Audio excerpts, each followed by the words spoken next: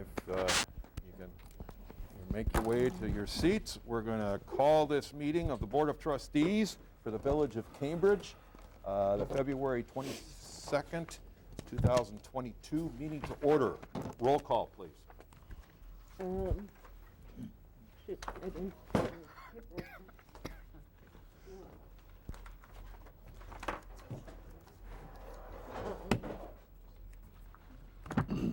I'm sorry.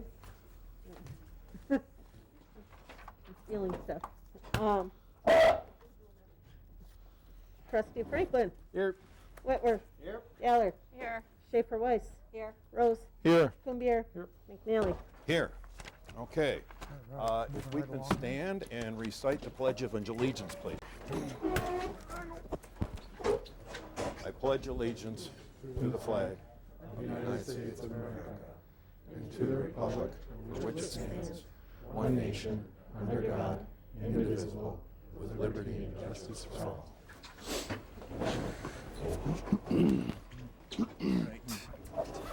all. Lisa, can you tell us if this meeting has been properly posted? It has been posted in the upper and lower levels of the Amundsen communities.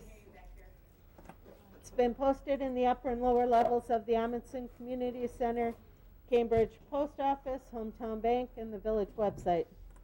Okay. It would appear that we are legal, so we're good to go. All right. We have a couple of public appearances. Jerry Duchesne, where are you, Jerry? Oh, there you are. Okay. Jerry Duchesne with the Wisconsin League of Municipalities. Would you come up, please? Introduce yourself. Good evening. Would you prefer me to leave my mask on? I'm a little muffled. Take it off. What do you want me to do? You can take it off because there's nobody around you for 6 feet. And that way, people that listen can hear. And I'm glad We to can't hear. hear anybody back home. We can't hear anybody. We're working on that. Thank you. We'll get that for you. And Okay. I will use my best father of five voice, so hopefully people can hear me.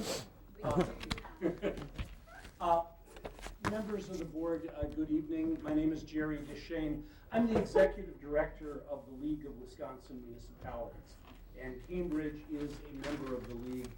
I'm here tonight just to give you a real quick overview of what the league is, a resource for you. And I'm looking at each one of you because the league is a resource for each one of you.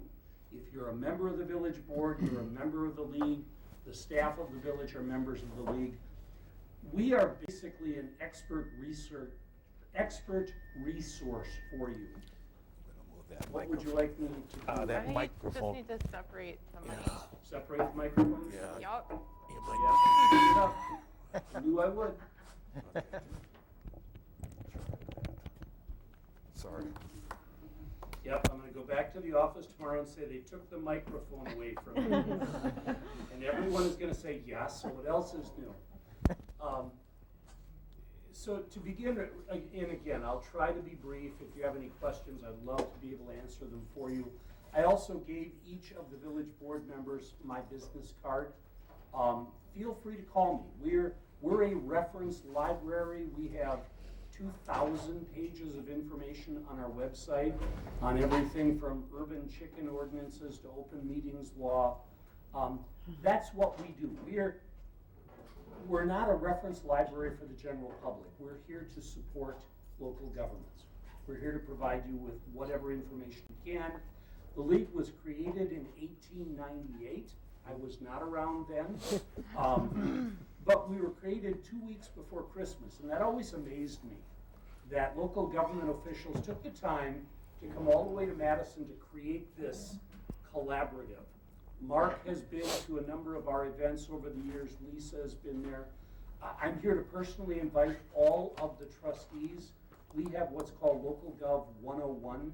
It's basic training in open meetings law, open records law, but also public works, sort of the ABCs in bidding. If you want to be serious about doing this job, I would encourage you to sign up for Local Gov 101. The new set of sessions starts in May. There will be a training session June 3rd in Madison. There will also be a virtual option, I believe, earlier in May. I'm sure Lisa's office can provide you with information on registering. We also, just a real quick overview, do all of you receive Municipality Magazine? Okay, that's sort of our primary information source. We publish that monthly, there it is. And again, it's geared for what do you need to know. My job, I view my job very simply. My job is to help you do your job. And I know that changes.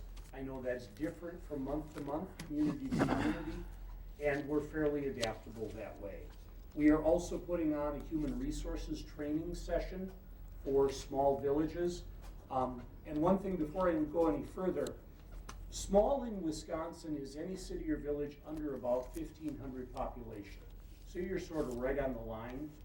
And that is half the cities and villages in Wisconsin. Wisconsin is made up primarily of small communities. The Milwaukees, the Madisons, the Green Bays are the exception. So a lot of what we do is frankly geared toward smaller cities and villages. Coming up the first week of March, we have a series of human resource training for small villages. It's a virtual webinar. I would encourage you to check it out. Maybe it's something your staff want to go to, perhaps not. But again, Local Gov 101, very important. Mark asked me earlier today what's going on with the legislature, and I told Mark a lot of people are asking that question. That was a joke, I'm sorry, it didn't work. The state legislature's in session today. They will pass a number of bills that affect how you operate elections. Governor Evers will veto all of those bills. So the bottom line is there won't be any changes as a result. Trustee Galler. Oh, thank you. Do you guys do any kind of communication with the legislature or the governor? I mean, are you able to do any advocating? Oh, thank you for setting up that that was perfect. That's the other half of what we do. Half of our job is to serve as a resource for you. The other half is we have 2 full-time lobbyists on staff. We have 2 full-time attorneys on staff. Our lobbyist, our government affairs director, Ms. Toni Herkert, someone that I would encourage you to have over, is at the Capitol tonight because the legislature is taking up a number of bills. Yes, we advocate, I think the number's up to about 300 pieces of legislation that we are tracking right now, Okay. including about 5 that were either have passed today or will pass today. Another one that's up today would affect whether or not the village could install electric vehicle charging stations.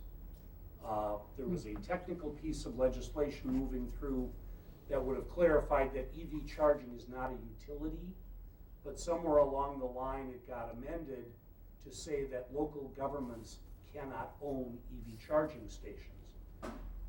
Well, the downside result of that, in our view, is if you're a small community, you may never see an EV charging station if the village doesn't build one. Right. So we will be asking the governor to veto that bill so they go back and start over again. But yes, lobbying is a very, very much a big part of what we do. But do you find it to be receptive? Yes. Okay. Yes, there are a whole lot, how do I say this? They want to know, and frankly what I would like to say is, they don't want their local village boards mad at them. You know, no legislator likes to read in the newspaper that the village board passed a resolution opposing their bill. Sure. So yes, from that perspective, they are receptive.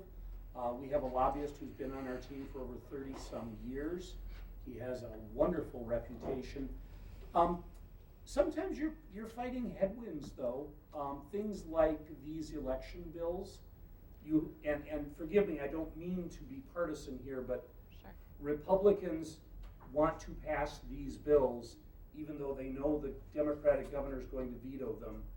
And that has to do with the fall election. They're both trying to score political points.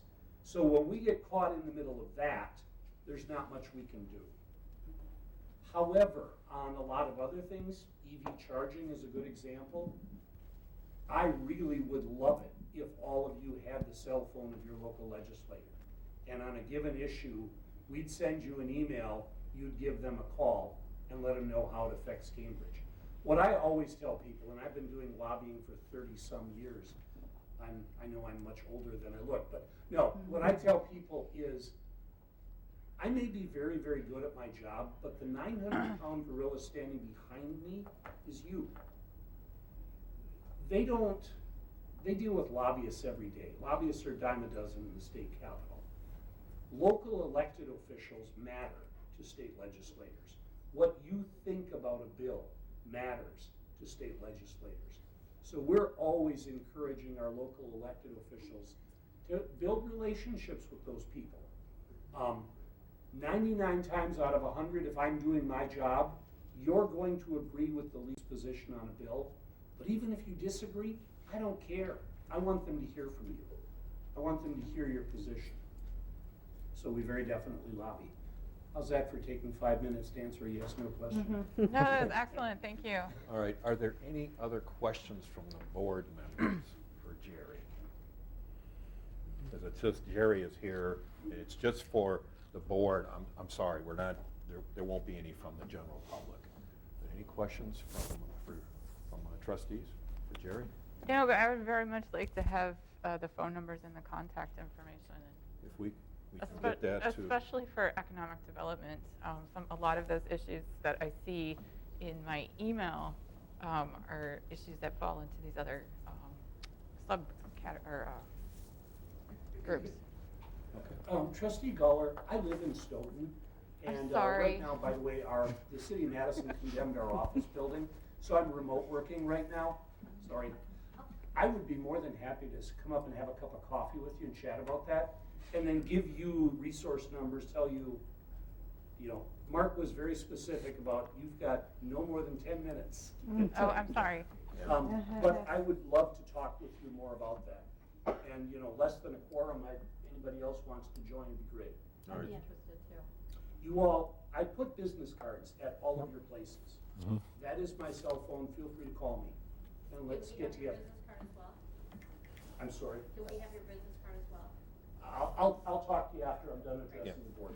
Okay, so you're not working at East Wilson any longer? 131 West Wilson Street. Pisons is open, but Okay. God bless them. Okay. No, we're out of there. All right, okay. Jerry, thank you very much for coming by and sharing with us your observations. I know a number of us will be getting in contact with you. If you can get your card out to some of the folks in the audience. Thank you very much for this evening, and you're welcome to stay. Thank you. I'll stay for a little while. As you know, I've got some other things going on. Yes. Okay. Thank you all very much. All Have a right, good evening. appreciate it. Okay, I'm going to move on. Speaking of local legislators, we have with us our Dane County Supervisor. Kate, can you come up, please introduce yourself? Kate McGinnity, she gives us updates and from time to time on what's happening at the county level. So this was this was the date you drew, so go ahead, introduce All yourself. right, and I'm gonna do this if that's okay? Yes. So you can hear me. I'm gonna try and keep to my 10 minutes as well. Again, as Mark said, Kate McGinnity, Dane County Supervisor, District 37. So one piece of information since I last was here is that the redistricting at Dane County has been completed.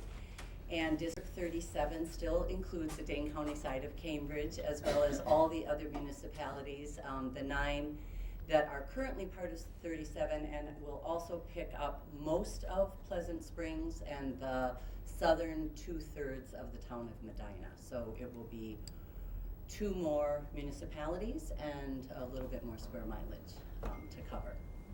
So when I was last here, we talked about that we were looking forward to launching the Computer Buddies program in Deerfield, and we have done that with a few setbacks of technology and absences and all, but we're connecting our seniors with our youth, and that's the wonderful part of that program. The construction on the Phil Van Valkenburg Hike Bike Connector Trail of the Phase 1 is near completion, and we are looking at a ribbon cutting ceremony June 4th, which is a Sunday. And that will include hopefully a youth ride, as well as a t-shirt design contest at the elementary school for our youth that we're working with the art teacher on. The Cambridge Area Senior Resources Network, which I co-chair with Jefferson County Supervisor Laura Payne, has set up committees to address the priorities which were identified in our senior assessment survey that we conducted last year. So the top priorities that were identified by that survey were broadband, which you'll hear a little bit more in a moment, resource directory, which is going to our graphic designer in the final phases of it, expansion of programming and resources, which we are continuing to looking at adding some additional activities, working with CAP. Carrie Marin is coordinating with us now on this committee, as well as nutrition, meals, and transportation. So if any of you are interested in becoming involved in any of those committees, please email me, mcginnity.kate@countyofdane.com, and I'll set you up. As most of you know, my #1 priority since I've got on the board, because it's the #1 priority of people across all of District 37 and Dane County, is broadband. Accessible, reliable, affordable broadband. So I have a little visual aid tonight so that you don't have to just listen to me. So I will ask Chrissy to get our video going. This is just a 4-minute video that gives you an update on the Broadband Task Force and the work we have completed and what our next steps are. And then I'll be happy to take questions when it's over.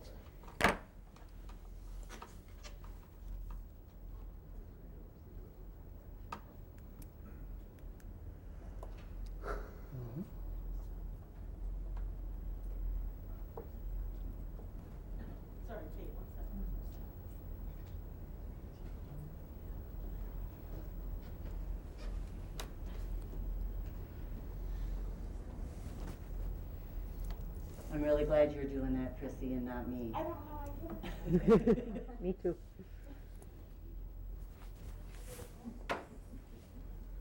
Probably hasn't been updated. I'm not a techie. I wish I could help you. Did it play before? Did it play before?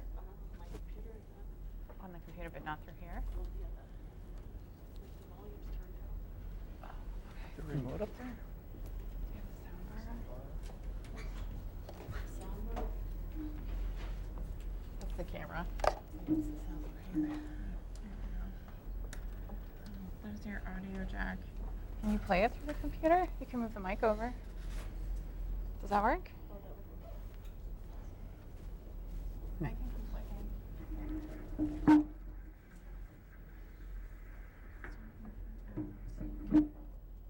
Oh, it's HDMI. Does this have? I don't know. Oh, right here. There we go. Try to turn that. Just in the event that this does not work, Kate, are you prepared to give us a, Absolutely, yeah. And I can actually Read it. email you guys this little clip, and you can watch it on your own computers if you'd like. It was just going to be kind of cute. Oh, now it's going, Carla. Is there supposed to be sound though? What? There's a girl talking. Yeah, there. Oh, I see. We don't have the sun on. Yeah. I can hear Chrissy. I don't think this guy's playing.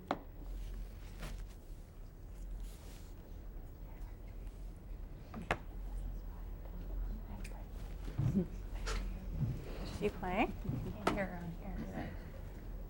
Teachers. How do you?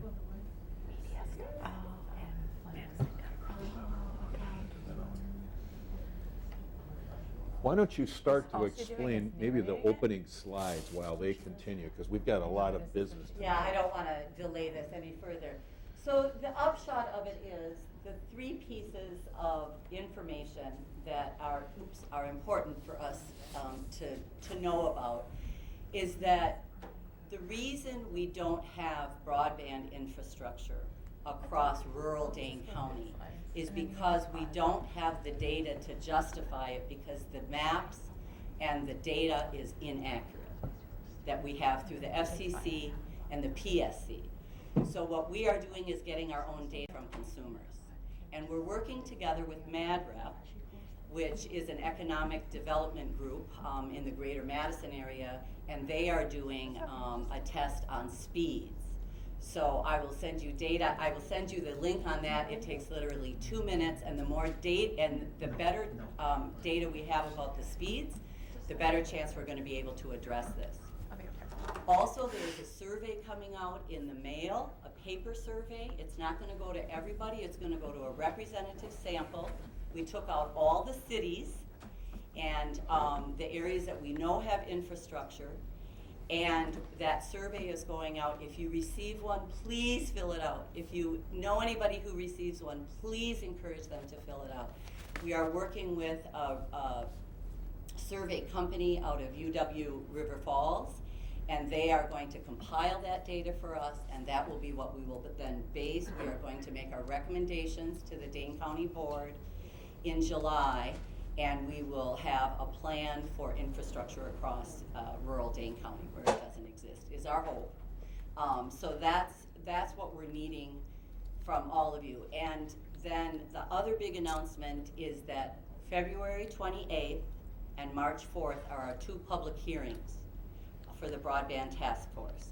They're virtual, but there's also, we realize the oxymoron in that. It's a broadband task force. You're telling us your broadband issues and you have to do it virtually. So obviously there are other ways. We have email and paper and phone ways that people can also give us their public testimony.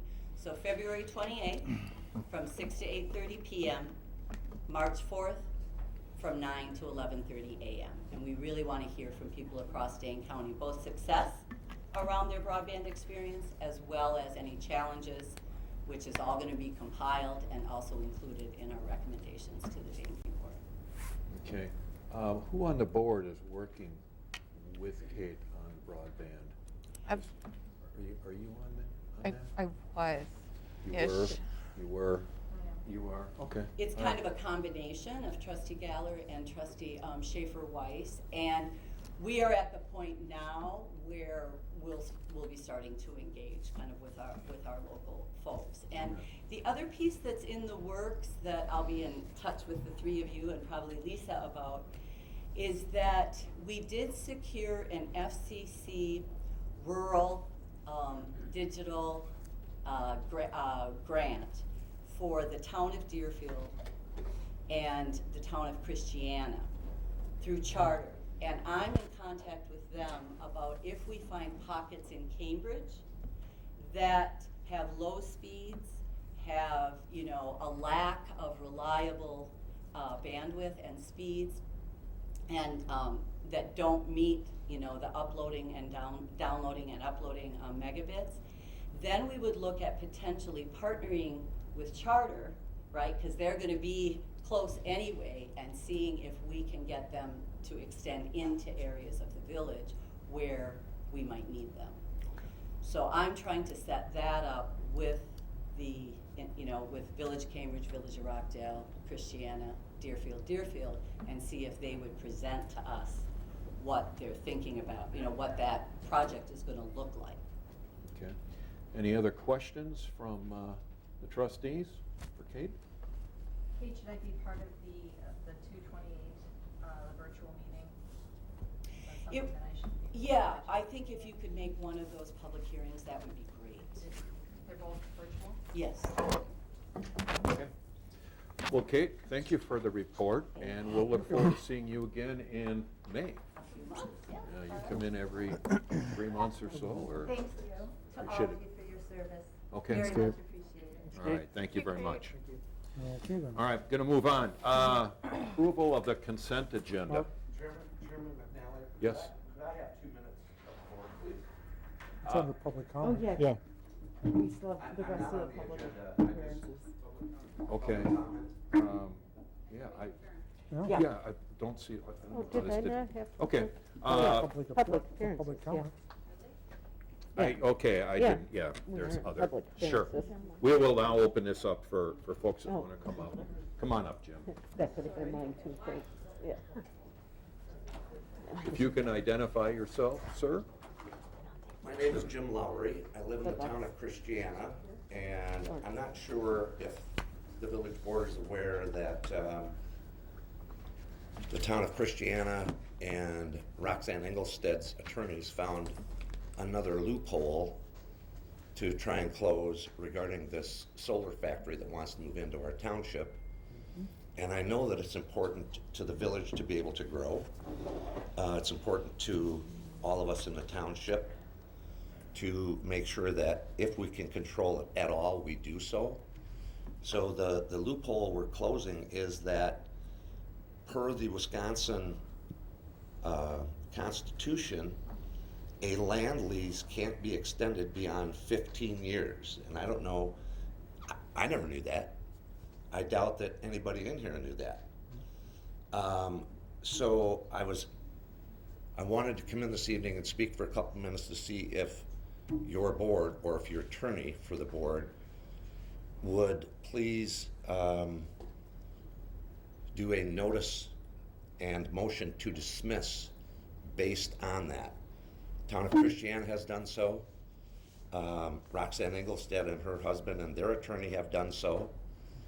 And Badger Hollow, which is already up and operating, has done so. So I'm hoping, I'll leave these documents here so that your attorney can use them as a reference, but we're hoping to get some support from the village. I mean, we are one community, and we'd like to make sure that we can at least control these people, or this company, I should say. Okay? All right, thank you, Thank Jim. you for your time. Thank You're you. welcome. I'll leave this with Lisa. Thank you. This is fine. Is public comment Thank you. missing? Okay. Okay, if you can identify yourself, please? I am Becky Borkert. I live at 209 River Street. I have a few things I want to talk about. One, I think I might have found a really good help to the fire department. Yes! Governor Evers on February 15th released a grant for $30 million across the state to stabilize EMS. On February 17th, he released a grant for another $30 million across the state to expand EMS. We need stabilization by ventilation and our EMS vehicles not fitting in our housing bay. We need expansion for our housing. Boom. Only 152 EMS stations across the state are eligible for this grant, and Cambridge is one of them. Yay. Next, we have lived at our residency for 6 years. Our road sign says Olson Way. It is not Olson Way with the post office. The paperwork was never filed with the county. If you guys could take care of that, that would be awesome. We have 3 businesses. People need to know how to get to us. Last, these trucks that we have for sale. I have a client who is a general manager at 2 Rosen Nissan and 2 Ford dealerships. He said take both of those trucks in. He will trade them in and give you a brand new basic truck for $10,000. And I can give you his information. Please do. Thank you. Thank you. Oh, wait, Becky? one thing. Becky, could you also forward the information on the grant that you Yeah, mentioned? I have the bill or the press release, so I can send them to you. Yeah, if you could send them to Lisa, she can Sure. send them on to us. Thank you. Yeah. Okay, is there anybody else that would like to speak at this time? Okay. Is this open, or, I'm sorry, we kind of like flipped over here. Yeah, we did, and I apologize for that. This is open, not that we won't be getting to some other issues, but if you would like to talk at this time. We will have the vineyard stuff later in Yeah, the agenda. We've got the Vineyards is vineyard, later. there's we've got enough time for that tonight, so. That's I lit. just have one thing that I'd like to bring up. Okay, come on up then.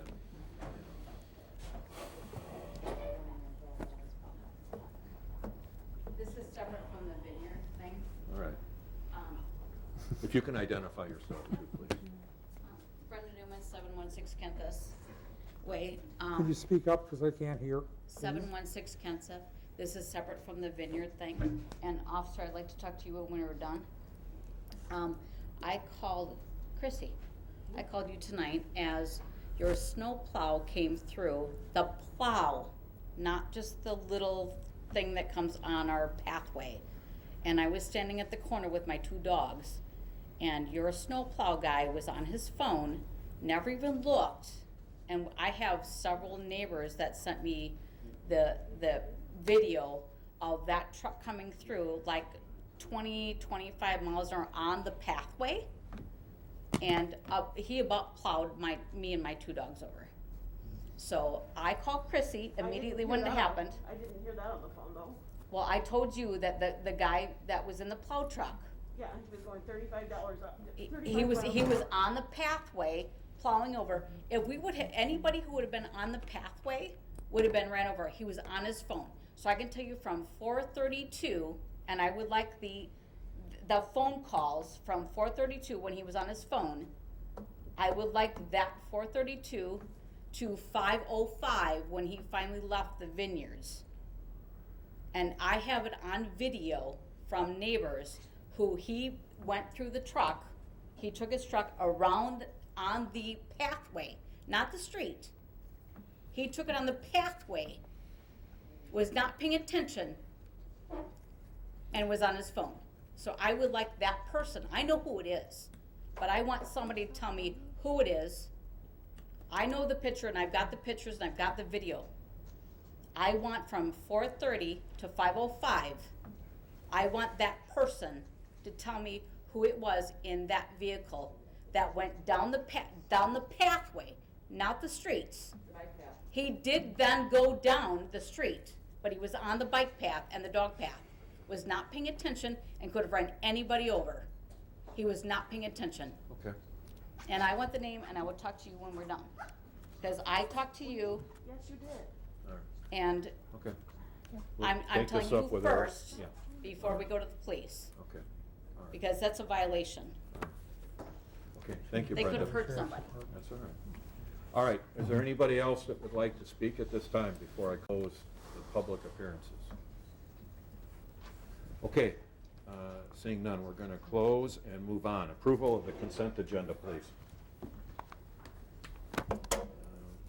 I will make a motion to approve the consent agenda. Oh. Okay. I'm sorry, there was a motion and a second to approve the consent agenda. Any discussion? All those in favor, please signify by saying aye. Aye. Opposed? Carries. Okay. Going to move on. President's report. I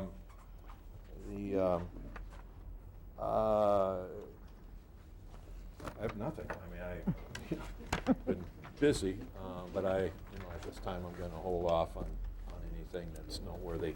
I think I gave you most of what we're doing here with the parade. That's going to be here sooner, very quick, in Memorial Day. I think we have somebody who's going to be our master of ceremony. This person has military involvement. I'll introduce that person at a later time. And I'm still waiting to hear from the fire department about their breakfast. So.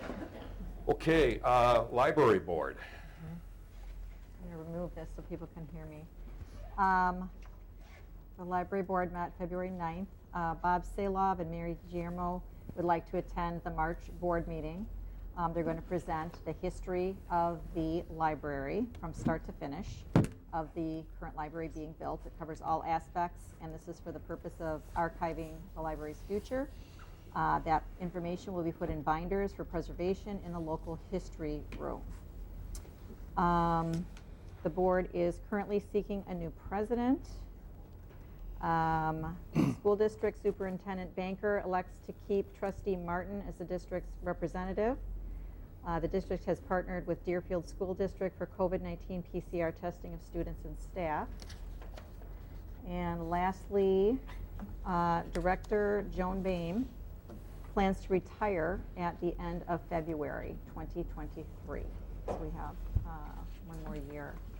And there was also an award that Cambridge Library received, a 3-star rating. That score and ratings were based off of 2019 statistics. All right. Any questions for Chris? Okay, Chris, thank you very much. Village office updates. Lisa? As we know, there's a number of ongoing projects and issues that we're working on, gearing up for the elections in April. A lot of the paperwork with the state and notices are going out on that. Finished up on final year-end reports with different government agencies. Just finished up our February tax settlements.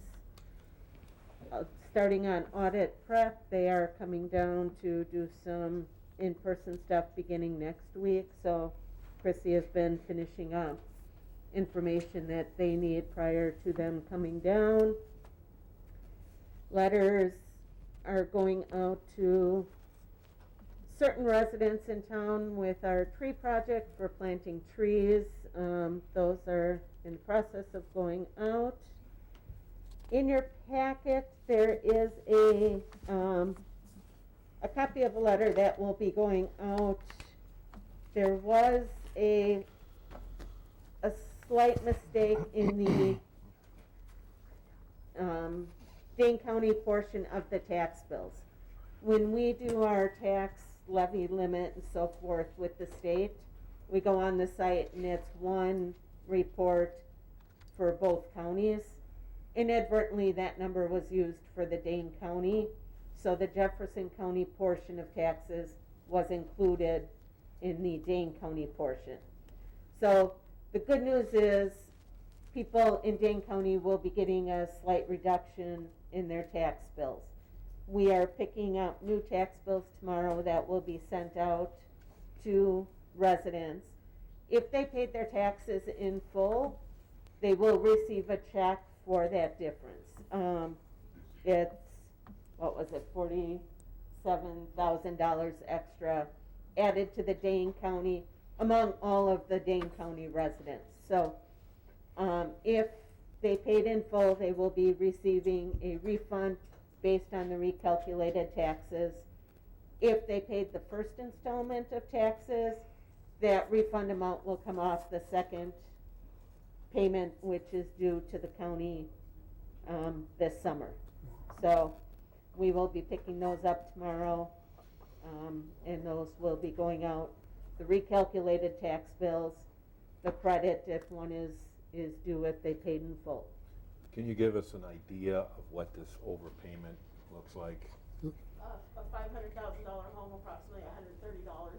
Okay, $130 per $500,000 home. Yes. $250,000 home, $65. Okay, all right. Yeah. Well, I just need to impress you with my mental acuity. I was impressed. You know, I can, You're right there. I can do it. Those numbers right out. That's what CPA stands for, so there you go. Yeah. Couldn't pass it. And I do have to say, you know, we run all of our things by our fiscal agent. Zellers looks at it, the county looks at it. This isn't, we're not the only ones this has happened to. With the two counties, some of the state reports, you do two separate ones, some you do one, so then carrying it over to the taxes when it has to be split out. It was an oversight and nobody caught it on any of those checks along the way. Do you happen to know when those get mailed out, the returns? We can pick up the new tax bills tomorrow. The county is working with us to, I believe, get a full list of who paid in full, who paid in part, and then we will cut the checks for those that did pay in full. I'm hoping to get them out by Friday. The checks out? Yes. Oh, The checks will be in with the, They'll have their own, with the new tax bill. they ran by themselves. Have we already paid this to Dane County, so they're refunding us, or is this still in our? Yes, they've worked with us as soon as we realized what had happened. They figured it out at the state, contacted us, we've been working with the county. So they wanted to wait until the February settlement was done. They have all the new numbers in on what is, you know, the breakdown for each taxing jurisdiction and so forth. So it purposely was until the February tax settlement was completed. But the taxing jurisdictions, there's a form I'm gonna need to fill out and send to them, like the school district, like, you know, those kind of, NMATC. All right, any other questions? Okay, thank you, Lisa. All right, I'm going to move on to bills. Chrissy, what's the total here? The first run that was done on February 18th was $121,874.43. And the second run that was done, was, should have been $222.22, was $1,531.90 for a grand total of $123,406.33. Okay, I'll make a motion to pay the bills and all settlement. right, I'll second. all right. Any questions, concerns? I do, but it's not so much the bill, but I noticed that we've got two payments, incentive payments. One to At Home was $12,893, and then we have another one for the GOAT of $11,416. Do you know how much is still to be paid on these? Yeah, these were, I guess, set up as the pay-as-you-go TIFs. The at-home, was included with the check, because when the check goes out, it's gonna include this. But it looks like they're gonna be ending for paying the at-home one September 2028. Okay, so this will, Theirs, and then the Dancing Goats, this is just an estimate, but based on their portion of the tax, I estimated $11,242 per year, and that would end in 2041, all right, okay, based on that $11,000 figure, Okay. which is an estimate. all right, okay, that's good. Need to know that. Any other questions? Okay, I'm going to ask for a roll call on this one, please. Trustee Whitworth. Yes. Geller. Yes. Schaefer Weiss. Yes. Rose. Yes. Kumbir. Yes. Franklin. Yes. McNally. Yes. All right, thank you. Now we're going to move into unfinished business. And I guess before we start here, because we've got, I think there's going to be a number of comments. Jane, can you just give us the lay of the land here regarding public comments and what we on the board can do and, you know, how this is going to all... Yes, thank you for passing that baton to me. So what we'll do here for item 8A, we've got Jason Tuggle here from Dane County. So he and I will just give an overview. I'd actually like to start by giving an overview of the memo that I wrote to the board on these drainage issues. And then Jason has gotten some comments so far from members of the public, so he'll just start with an overview, kind of addressing those questions that he's gotten from people. So then we'll go on to that 8B item of the agenda, which is going to be our listening session on public comments. So what we really want to have happen is for the board to just listen to members of the public, because there's going to be a chance later for the board to take any action that it wants to take. So what we don't want to do is have that get into a question and answer session, you know, with the board. We just want the board to listen. And then we're going to have a chance to make responses to any of the comments. Jason and I will be listening carefully to those public comments so we can address those if those are issues within our own wheelhouses. That's good. So when I start the public comment, I've got a few more just things when we do the listening session. I'll talk about the timing then when we get to that point. So shall I just launch into just this first 8A? Is that okay, President? Sure. Are you going to have Jason presenting as well? And if so, Do you want to come up to this table here, maybe, Jason? This is Jason Tuggle. You've met from Dane County. So I'll just go ahead and start because you'll see in your packet that I did write a memo on this drainage issue. As you'll recall, you asked me to just give an opinion are the facts met here for us to issue a stop work order? And you'll see in this memo, my conclusion is that we really don't have the trigger right here to issue a stop work order. My advice to the board is always going to be very cautious when we're talking about interfering with private contracts. And so that's kind of the backdrop that I'm coming at it from. Certainly the village has authority to issue a stop work order where certain factors are met. And we've talked before, stormwater and erosion control, we just don't see a violation there that is a trigger for a stop work order. Also in this memo, I looked at chapter 16, which is the subdivision and the grading. And you know, our ordinances call for certain triggers there in order for us to issue a stop work order. And importantly, one of those triggers is that we have an opinion by our village engineer or our public works director or our building inspector that there's a violation. And we just don't have that here. So I did talk a little bit too about the role of a certified survey map. I just really wanted to make the point that is not a regulatory tool. It's an indication of where things are located, but it's not what is setting the standards for how grading should happen.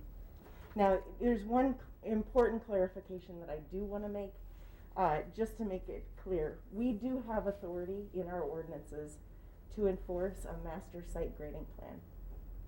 But that's not something that's self-implementing. And it's not something that we've historically taken on. I think there's a lot of smaller communities like us. As Jerry Duchesne says, we're just on the line of making the cut as a small community. There are definitely larger communities out there that have taken a much more active role in that. This is something we can decide when we come back to unfinished business item 8D, when the board discusses possible action items.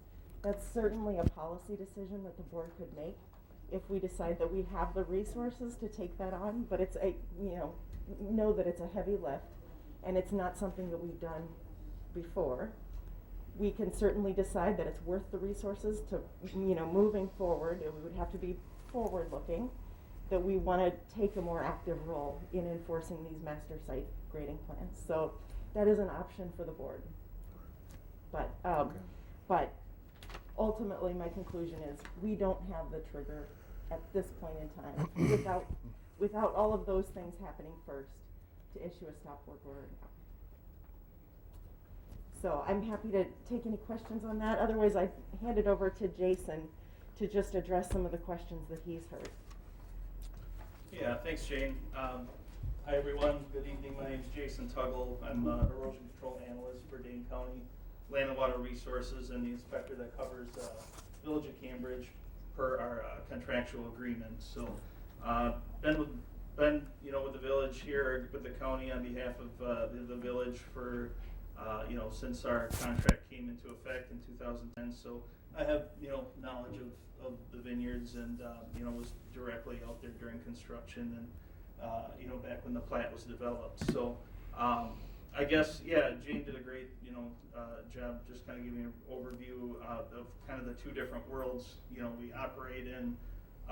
The county has countywide authority and enforces erosion control, stormwater management ordinances on a countywide level. The village has adopted their own ordinances that are at least as restrictive as the county, and we administer those on behalf of the village. So kind of my purview and my area of expertise is erosion control and stormwater management. And I know there's been a number of concerns and questions brought up, in previous meetings, and I did get a couple of emails. So I thought maybe it'd just be, I lost my screen here. I thought it'd maybe just be a good idea just to give, a quick overview of kind of. I'm sorry, can I just ask a question? Did you say you did or did not know of anything since you came on in 2010? Anything? Of the erosion, the grading, all of that, the drainage, you knew The ones nothing that about signed that, off or on you it. didn't? No, we were involved with the vineyards for erosion control, stormwater approvals, review, and Since inspection. since 2010? Okay. Okay, Thank you. so here's what we're gonna do, because everybody's gonna get a chance to talk here, but we're gonna have Jason talk first, and then we're happy to have the listening session, and you can come up at that point. I just thought this would be beneficial, maybe to point out for everybody. This is the kind of the drainage area map, the post-developed, we call post-developed drainage area map that depicts the different land areas within the development that drain to certain parts, drain to certain areas and certain stormwater facilities. So they're kind of color-coded. You can see there's a number of different stormwater practices. There's, I think, 5 in total, what we call wet basins, or these stormwater detention facilities that are intended to have a permanent pool of water. They're a wet basin that stays wet permanently. When stormwater comes in, the water level in the basin rises to the point that it goes on the outlet, in a designed outlet, and then it discharges off-site. And where are they located?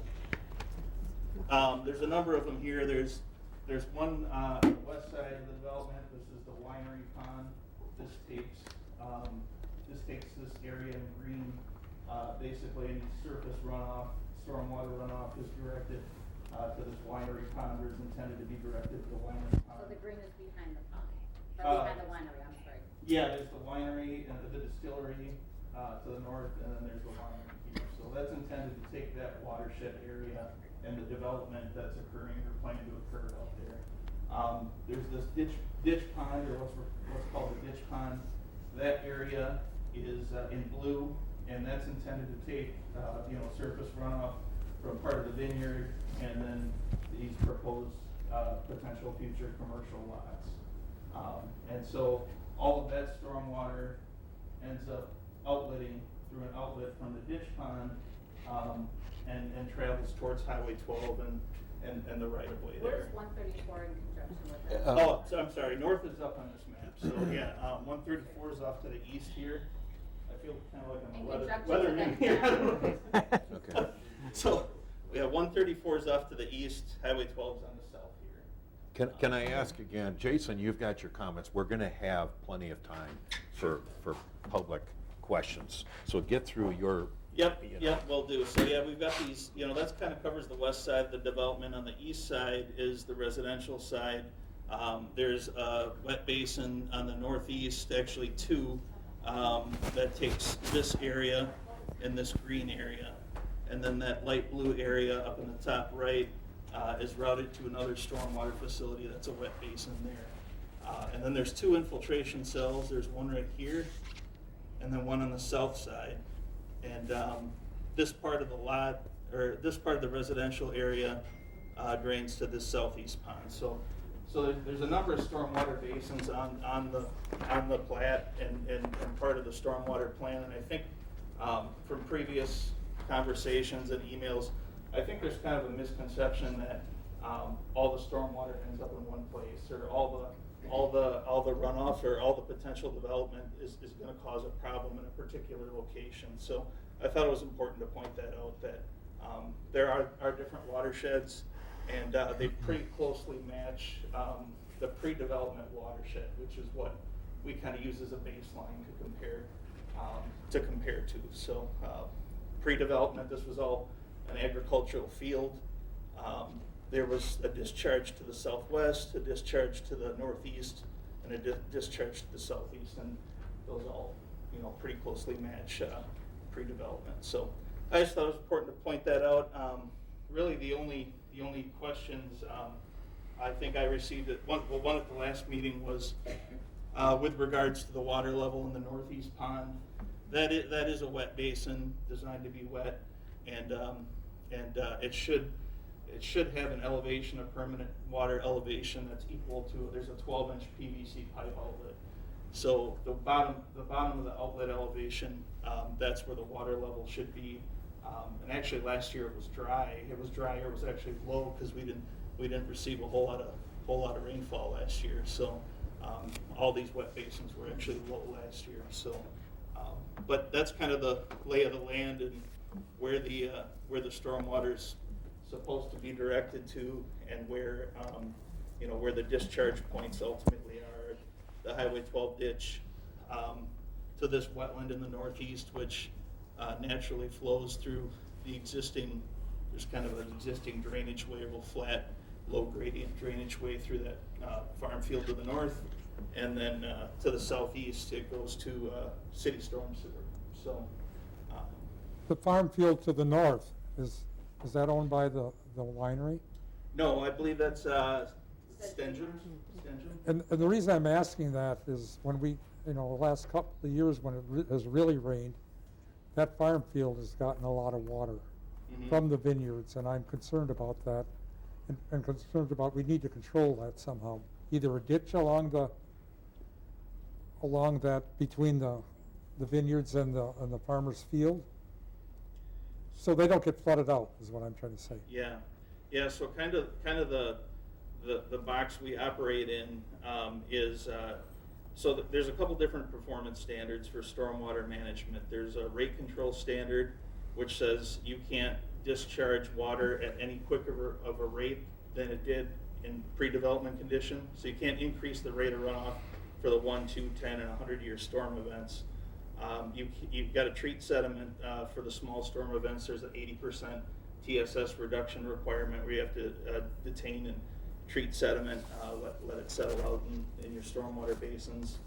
And then there's an infiltration requirement where you have to infiltrate 90% of the runoff volume in the pre-development conditions. So I know this is kind of a little bit inside baseball, but basically with the terminology, but basically the goals are treating stormwater runoff for water quality, preventing downstream flooding and erosion areas, and then and erosion, downstream erosion, flooding, and then a volume component of it where we want at least 90% of the rainfall that infiltrated into the ground before the development to infiltrate after the development. So, so this is kind of the box we work in, the site we work in, and they're required to meet those requirements, kind of at a site level. So once they've done that, and this field, this delineated wetland has always been wet. It's a delineated wetland, and I know there's some wet soil types historically, hydric inclusions or wet soils that go off to the farm field to the north. So, so not to say that something couldn't be done. And my understanding was that I think the Stengems maybe even tile drain that field at some point. $100,000 worth. Yeah. So. They still can't plant because it's still draining on that whole subdivision that's draining down into their fields. Well, So again, where's the control on that? the whole subdivision isn't draining there. It's actually pretty close to the exact same land area that was constructed pre-development, that drained through their pre-development, drains through their post-development. So. But there's no drainage. All right, so what we want to do here is really, we've got to have some decorum with this. So we're going to definitely give every member of the public a chance to talk, but we do want to keep Jason's presentation kind of concise here. So Is he going to stay here so he can answer questions? he is going to be here, so you'll see on the agenda the way it's going to work. Jason is just going to finish his overview, then we're going to have a chance to listen to you, and then Jason or I can respond to any questions that you ask. Can we ask Jason a question? Of course. Oh. Yes. So I guess your summary of that is that the field that is to the north is as wet as it was pre-development? It's, well, I can't say that one way or another. I mean, Sure. Different years you have different amounts of rainfall, so it's all kind of relative, what you're comparing. I guess maybe the flip part of that is the development isn't adding to what may be a natural change in moisture. Like, it isn't the vineyard affecting the moisture. I would say the development is meeting the stormwater performance standards that it's required to meet, as proposed. They were required to meet, those.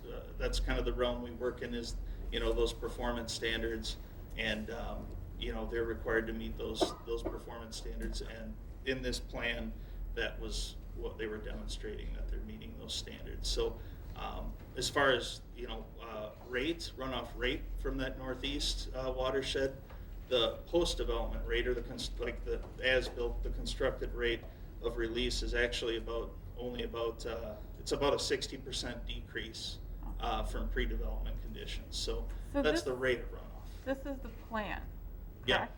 Is the plan working as engineered? So part of our inspection, review, services that we provide includes kind of an as-built review of what's been constructed out there. So there has been some as-built information submitted by the engineer, but not what I would call an as-built certification, where we could say it's built per plan and it's working.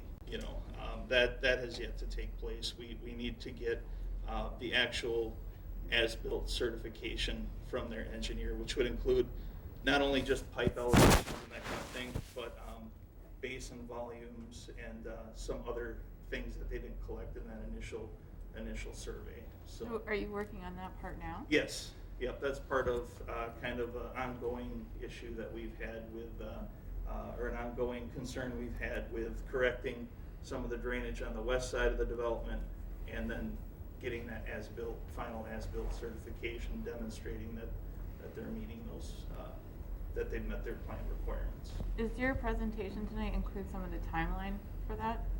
I don't really have that information. I mean, as far as you said you're in process of that, and there's some as-built, and there's some ongoing Yeah. things, and there's another inspection, and so that sounds to me like it's all in process. Yeah. And so I'm wondering, where are you in that process, and where would you conclude, or what point would this be concluded, so that you can return and let us know how that's going? So we've been, I've been back and forth a couple of times now with Quam Engineering, who is the consultant that prepared the plans, and they've resubmitted their revision, which covers this issue with the grading on the west side. They submitted that last week Thursday. I haven't had a chance to review that yet, but that would be, I guess, I think we're close to finally getting this issue corrected on the west side. I just need to review their modeling and calculations to make sure it meets the minimum requirements and the performance standards. But then, as part of that, what I'd like to do, or what I'd like to ask through the village, ask to be done is the final as-built certification that covers all the stormwater facilities and all that information that we need to review as part of what we call an as-built certification. So that's typically done post-construction. So the thought was they do the grading and correct these issues this spring and submit that as-built. So. And then that's reviewed, right, inspected, and if there's an issue that you're finding because of those as-builts? Yep. Then we would. Then it would be. I guess timelines would be up to the village and that sort of thing. But yeah, if there's a major issue or something like that that still needs to be corrected, that would be handled through the village and your enforcement process. So then, in this construction process, are these as-built? Is this communication that's put forth to the builder so that he can mitigate this before it becomes a village issue? How does that process? Yeah. So we requested I requested as-builts. I want to say in 2018. I wasn't aware that they submitted anything until just recently. When we received some information from their engineers. So I think they did submit some survey information back in 2018, but it didn't include, like I said, the final as-built information. So that's what we'd like to get as part of this final. So this is the 2015 map? This is the most the current, or the most recently approved drainage plan. There's a plan in review right now that deals with this area, but this was the approved 2015 plan. Yeah. Okay. Okay. Other questions from the board here? Anything else? Jason? I just, what, you said that the ponds, when they overflow, it runs towards Highway 12, the ditches of Highway 12? Well, there's a pipe outlet right here from this ditch pond. So these two ponds are connected in series. Okay. and then this outlet from this pond will run, there's a ditch right now that kind of runs towards Highway 12. When they do the final road extension and this access to Highway 12, they have to extend a pipe all the way out to Highway 12. So right now, there's a pipe outlet to a ditch that discharges through that ditch towards Well, Highway 12. I'm concerned about flooding Highway 12 then. Well, If you get let's say you get 4 inches of rain, and it could flood Highway 12, because when it hits the ditches at Highway 12, where are those ditches going to? Are they going to run to the creek or not? My understanding, yeah, they run down the right of way, yep, to through their culverts and then to that ditch. But these ponds are designed for different storm events. So Okay. we cover, in terms of rate control, it's a 1 year, 2 year, 10 year, and 100-year storm event. So up to the 100-year storm for our area is 6.66 inches of rainfall. So those are kind of the standards that Okay. they design to. But it's not to say that obviously, during a wet year, ground's saturated, you're going to have, more runoff, during smaller storm events than you otherwise would, like we saw in 2008 and 2009. So, but I would say that's a problem, everywhere, and not something that that you could necessarily solve with like a more robust plan or something like that. They're meeting their requirements under this permit here. So, provided everything is constructed per plan, which we have yet to. So I just have one other question. You mentioned before that there were issues and changes in water and runoff. How does the county manage or monitor changes or issues? Are you ever flagged for issues? Is that something the municipality or Public Works needs to be made aware of? Or how does that communication go when you see your PVC pipe disappear and we're not in a 100-year event? Yeah, no, that's a great, and we see that all the time, even with our own permitted, sites that we cover through the county. So, it's a maintenance issue, and that's why, these facilities, even if everything was built perfect today, they need to be maintained.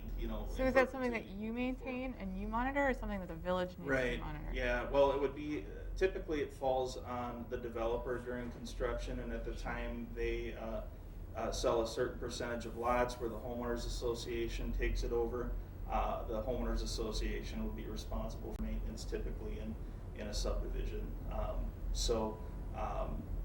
In cases where there isn't a homeowners association, or they don't want to maintain it, the village can do it, and then typically villages then assess the homeowners or the lots in the subdivision for those maintenance activities. So it's a self-assessment on the village's level, and then issues are reported to the county. Right. Okay. Well, in this case, the issues would be reported to the village. Sure. We could certainly. I guess I was speaking as the village. Yep. We would report it to the county. Yep. We could certainly follow up on some any kind of maintenance concerns. Okay. Out of curiosity, so you've been talking about liquid water this whole time. What about winter snow and then the spring thaw? How are these models for that? It doesn't really account for, it depends, because running different models for different performance standards. So when you're looking at meeting sediment control and infiltration, that doesn't model the winter months, because the ground's typically frozen and you don't get a whole lot of infiltration, so you're not required to infiltrate water during the winter periods.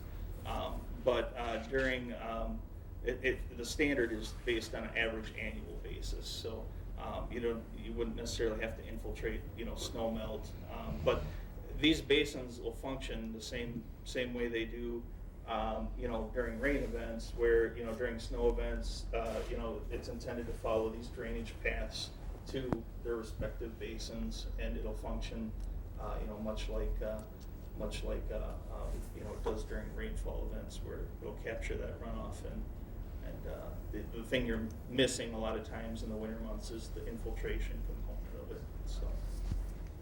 All right, any other questions? Jason? From No, the trustees? I guess just when do we hear back about the 2018 next steps? And because we were just talking about that being in process. Right. Yeah, so I guess. I don't have any. I guess for my end of things, my next step is gonna be to review what, Quantum Engineering submitted and make sure that this change with the drainage on the west side is in compliance and meets the minimum requirements. And then it would be up to the village whether or not they wanted to, issue an approval on based off of that. I think there's a number of other issues that would have to be addressed as far as permissions for grading, maintenance, those sorts of things. So I think there were a few issues that were brought up because it does require some grading on the distillery property, and then also some grading on what now is the village property on those commercial lots. So. Okay. Thank you. And does this as-built certification, does it just cover that section that's complete, or will it cover everything and then they're done and they won't have to do this again? Yeah. My thought is I would like to see them as-built the whole thing, Okay. as-built the entire plat, Yep. so that we know. And when I say that, I mean stormwater conveyances and stormwater facilities, not necessarily lot grading. Mhm. That's something entirely different, Mhm. than the stormwater management component of it. But yeah, I would like to see them as-built the whole thing, Okay. so that we can for once, for once for all here, say that yes, what they built is per the approved plan. It meets minimum requirements. Plus, it'd be some. Was there lot grading included in the initial plans? But it had to be somewhere, because otherwise they wouldn't have gotten a permit. Yeah, to so build the this. grading for the plat is part of, it's a component, the grading plan is a component of an erosion control plan. Because we need to know where water's moving on the landscape in order to design, where we're gonna put erosion control facilities, practices and that kind of thing. So it's a component of the erosion control plan, it's a component of the stormwater plan, in that, if the grading were to change significantly, like we saw on the west side here, where some of this drainage area wasn't making it to the winery pond, that's an issue, from a stormwater perspective, and that needed to be corrected. So yeah, grading is a component of, the erosion control and stormwater management plan. On a macro level, on a site level, individual lot grading, though, once it gets to that point, is it's exempt from erosion control ordinances. Single-family home construction, 1 and 2 families exempt from erosion control ordinances, and just not handled on a site, on a lot basis. So I guess, yeah, kind of in a roundabout way to answer that. I think I know there's a lot of concerns about, individual lot grading and how the stormwater plan would be impacted. And, I can't say that I've personally walked every single individual lot. I was out there in December before we got any snow, and did take a look at this area here in particular, because that's where I understood most of the complaints to be. And even with, landscape features and grading that's being done on the individual lots, runoff from, half of or 2/3 of those lots, like was intended, does still make it to that swale that takes it to this culvert here and that pipe to the northeast pond. So I didn't see any major concerns from a stormwater perspective. I'm not saying that there aren't concerns about drainage and that kind of thing on a lot basis, as far as getting runoff from a neighboring lot. But on a macro level, with watersheds, I didn't see a major issue in the residential area. So The 2018 map that was submitted, is there more as-built from 2018? there is some survey information that I saw in an email from Quam Engineering, I think it was as recent as 2019 maybe. That does have all like pond elevations, pipe elevations for the whole plat, and then it does have as-built grading or elevations at the lot corners, at each lot corner. So there is some of that, yeah, some of that information I think was done. Some of that survey was done, survey work was done back in 2016, 17, 18, something like that. Yeah.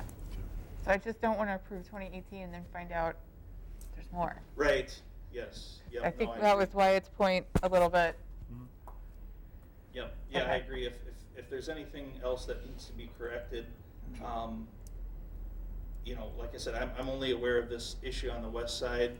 I did take a look at those as-built survey, the survey information that they did submit, and as far as the pipes and ponds and that kind of thing, everything was pretty close. It was within, you know, 1/10 or 2/10 of a foot, you know, Okay. for elevations. The lot elevations seem to be consistent with the overall, you know, drainage plan for the stormwater drainage plan. Okay. All right, thank you, Jason. If you can stay here Yeah, you for a bet. bit, and then we're gonna we're gonna- need President McNally, yeah, could I just say a few words about how the listening sessions would go I once we're think ready? this would be an appropriate time. All right, so we're going to ask that members of the public keep the comments to 3 minutes. I've got my little phone timer here because we want to make sure that everyone has a chance to talk. I'm also going to advise the board not to answer questions. The purpose here is just to listen to the public comments. Jason and I will be taking notes when you give your comments. If there's anything that we can address afterwards, we'll do so. We'll do so after you've all had a chance to talk. And then the board is going to have a separate agenda item here to take action if they feel like any follow-up action would be appropriate based on the comments. Do you want Jason to be off of there so we can come up here and speak? Oh, Yeah, sure. Would you like to speak? No, may I request 5 minutes? A lot of us have a lot of prepared documents. We let the speaker, We're letting the speakers talk for 20, 30 minutes. Well, these were invited speakers. I guess. We were invited, you all invited us to speak tonight. I've prepared a lot of shit here. Okay, well, first of all, we're going to try to avoid, remember, this is getting televised, so we might have some younger folks that are listening. I got a feeling not everybody is going to be at 5 minutes. So if we got a couple that want to come in at 5 and then others are going to be in at 2, I think we can accommodate that, all right? That's fair. You always can submit comments to the village administrator too. If you don't have enough time to say everything that you have a chance, if you run out of time, that's always an option. Even if I can't state all my questions, I have them written down and I want to give them to you, and I would like in the response section to respond to every single one, even if I don't get to say it out loud. Okay. All right, well, why don't, you've got to come up, so we'll start with you.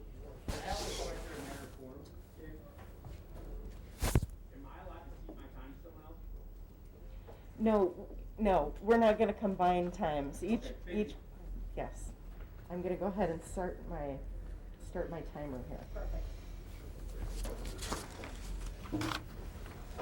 Right off the bat, President McNally, I would like to be on the agenda for the next meeting to talk about the things that we will not get to reference to talk about tonight. But the issues, the immediate, Jason, is it Justin? Jason, yep. Jason, all right.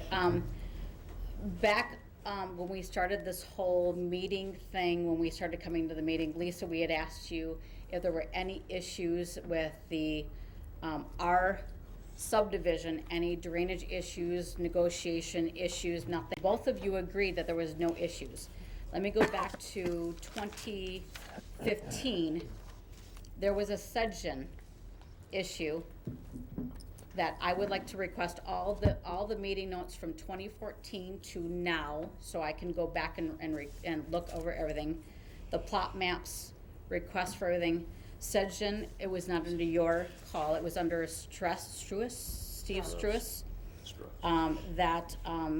The Sedgen farm did have an issue with their drainage, and not to mention that the fall of that year, there was a water issue that came through our vineyard that was basically a waterfall and had waves flowing through them. So I would like all the reports on those as well. So I'm gonna, again, ask for to be on the agenda. And then come to find out that in November 16 of 2016, November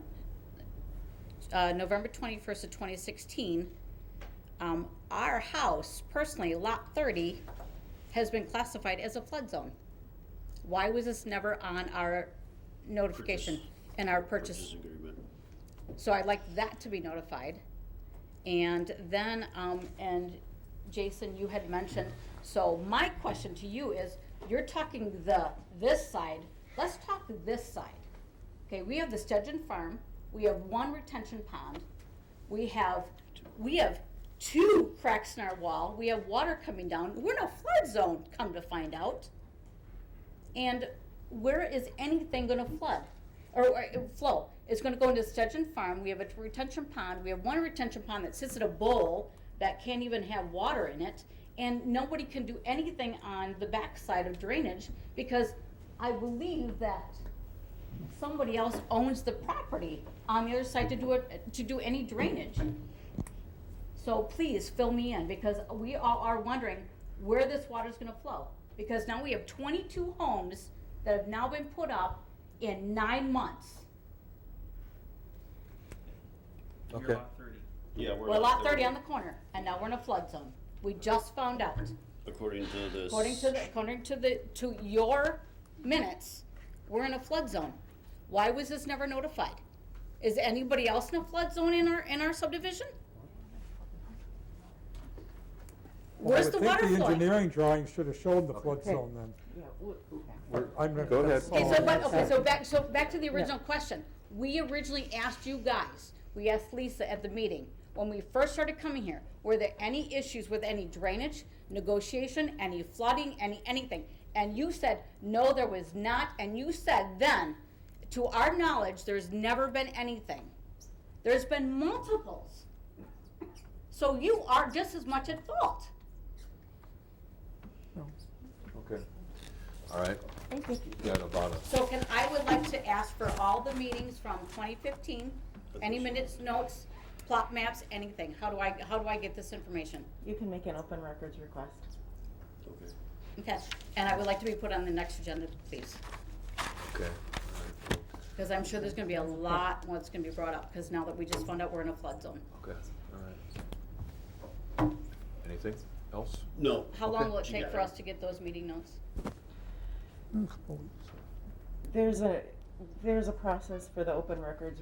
We're I gonna know, wait until everything- you make everything the is a open process. records Jane, request. we're just asking- We're not gonna make any promises. I'm not even sure about the extent to which you're asking for things. It's not clear to me based on what you said just now. I have proof what- of when what things you were happened. asking for.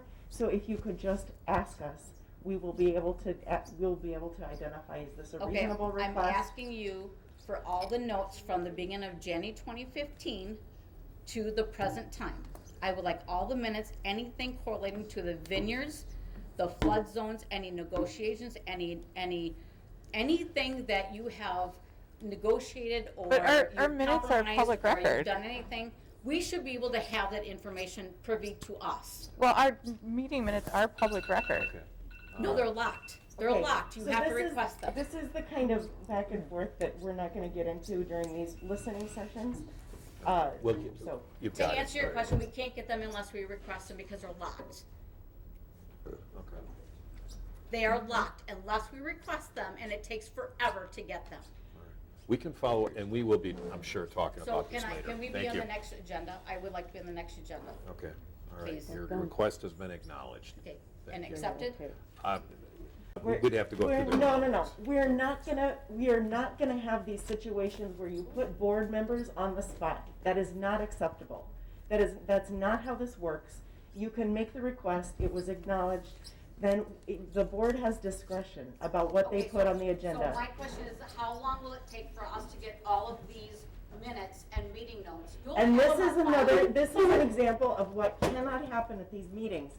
We have a limited amount of staff who have a ton of requests to respond to. We're not gonna make promises about that.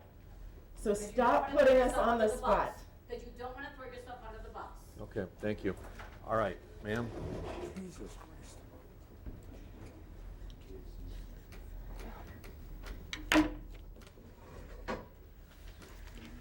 Good evening. My name is Andrea Masadi. I live at 705 Vineyard Crossing. I do not own a Vulcan home, but one was recently completed next to me. My concern is, as well as my neighbors, for several months, is that Vulcan is in clear violation of local ordinance as well as our own covenants.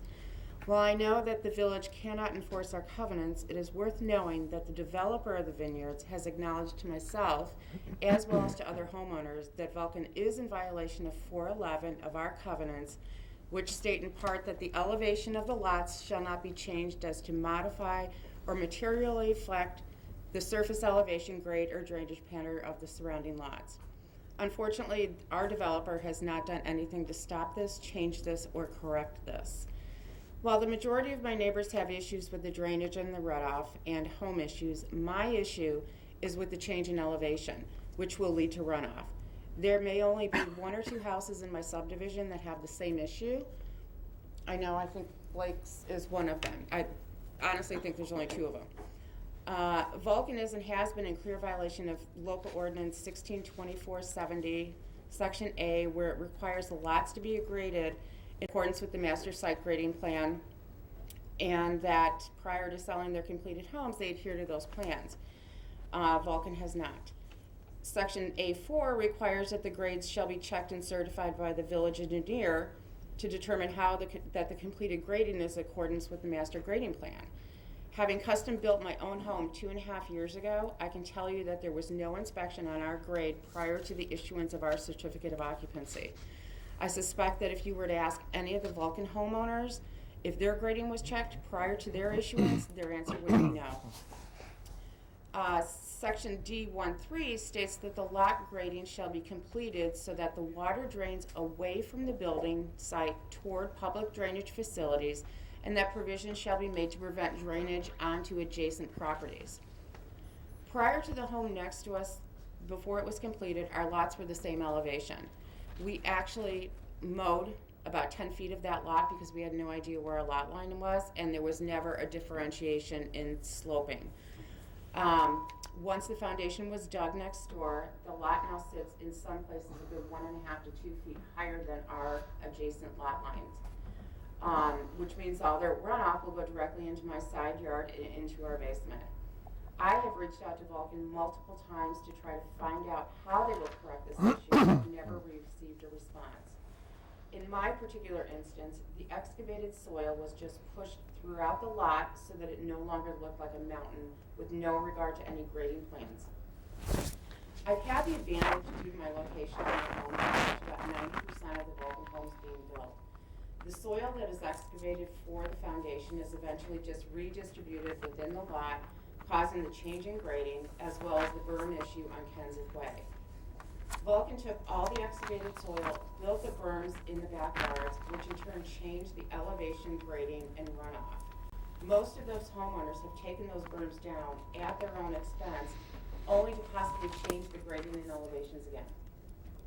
Never once did I ever see dirt being hauled away like we had to when we built our home, or several of my custom home built neighbors. I know that the board doesn't have control over the building. I've lived in the Vulcan nightmare for almost 2 years. Based on my own experiences and those of my neighbors, it's worth noting that Vulcan has no regard to their homeowners, existing homeowners, subdivisions, etc. Vulcan has caused nothing but problems since the day they started building. Police have been called multiple times for noise and start of workday violations. Their trash is all over the neighborhood. They block the sidewalk, streets, and my own driveway with their construction equipment. And most recently, my husband and I were chased into our garage by one of the crew members' large barking dog, who lets it roam the neighborhood while he's at work in the house. Not to mention, there's a clear disregard of the village's building inspector when he's issuing certificates of occupancy where there are clear code violations.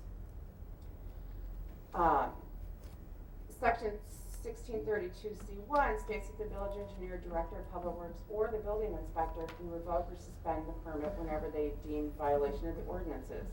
My question to the village is, with the evidence that myself and other homeowners have presented to you for months, why hasn't anything been done?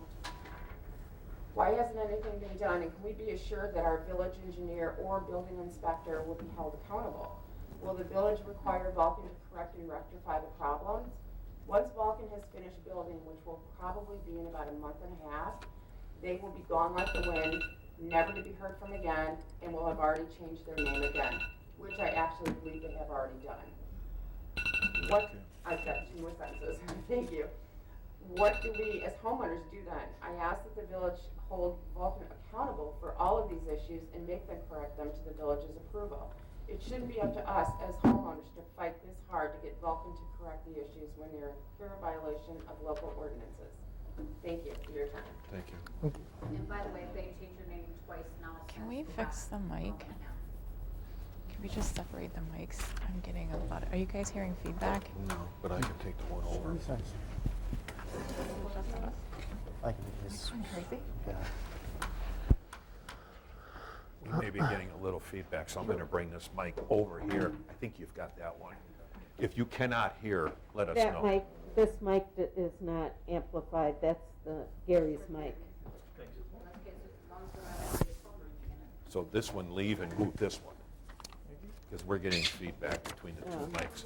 Yeah, move Gary's this way some. Thank you. Oh, I see what you're saying, okay. Well, I know, but it's hearing. Gary Claire. Just my mic. Don't touch my mic. Okay, thanks, Bill.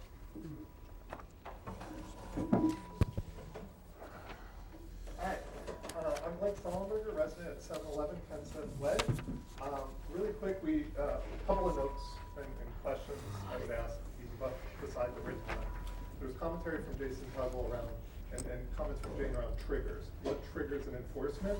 So I do just want to note that there is actually no express language limiting the enforcement granted at 16.32, specifically to the provision you cite in the memo around 1624.070A4, which you said was upon completion of all street subdivision grading, the grade shall be checked and certified by the village engineer to determine that the completed grading work is in accordance with the master site grading plan.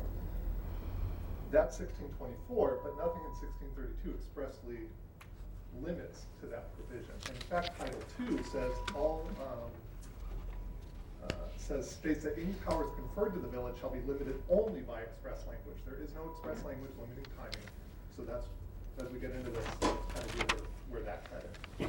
So this document really demonstrates village's codified responsibilities for enforcement of the grading plan non-adherence by both the subdivider and the lot owners, as well as residents submitted reports and claims of non-adherence to the village, upon which the village took no enforcement actions despite repeated communications by concerned citizens. So if we look at the jurisdiction, I bolded the relevant information, 1624 design standards. Master site grading plan shall be prepared in accordance with the requirements and standards of the village. The master site grading plan shall show existing and proposed elevations of all lot corners, control points, and building locations. Section 3, this is the important one. The owners of the subdivision lots shall adhere to those plans. That's a trigger, and there is no limitation on how long or for when and what periods the lot owners should be adhering to those. It is unlawful to build upon any land in violation of this title or the Wisconsin statutes, and the village may institute appropriate action or proceedings to enjoin violations of this title or the applicable Wisconsin statute. I list here plenty of options for penalties or revocation of permits, specifically to 713 Kensington Way, where I sent you all video evidence. Greg and Sandy Jankowski emailed Bill Rangu and you guys about this in practice. Nobody went out and did anything about it. No revocation of the permits. And I can surely tell you that on the building permit approval conditions, it says things like follow local ordinances, follow association guidelines. You absolutely have the opportunity to remove this permit or withhold occupancy license until they correct that grading. We sent you the video evidence. We have documented multiple times over from multiple different residents that they are not removing the excavated fill. They are not following the local ordinances because it says clearly in 1624.070 that the owners of the subdivision lots shall adhere to these plans. And currently those lot owners are Vulcan builders until they transfer title. At which point, even if it is the individual lot owners, you cannot issue occupancy until they adhere to that. So that is absolutely something you can enforce. It is a building permit with approval conditions. So look up those approval conditions, because I guarantee they say, follow local ordinances, because I'm just building a pool, and I've got 4 things that Scott Jelly says I need to do. Thank you. Next.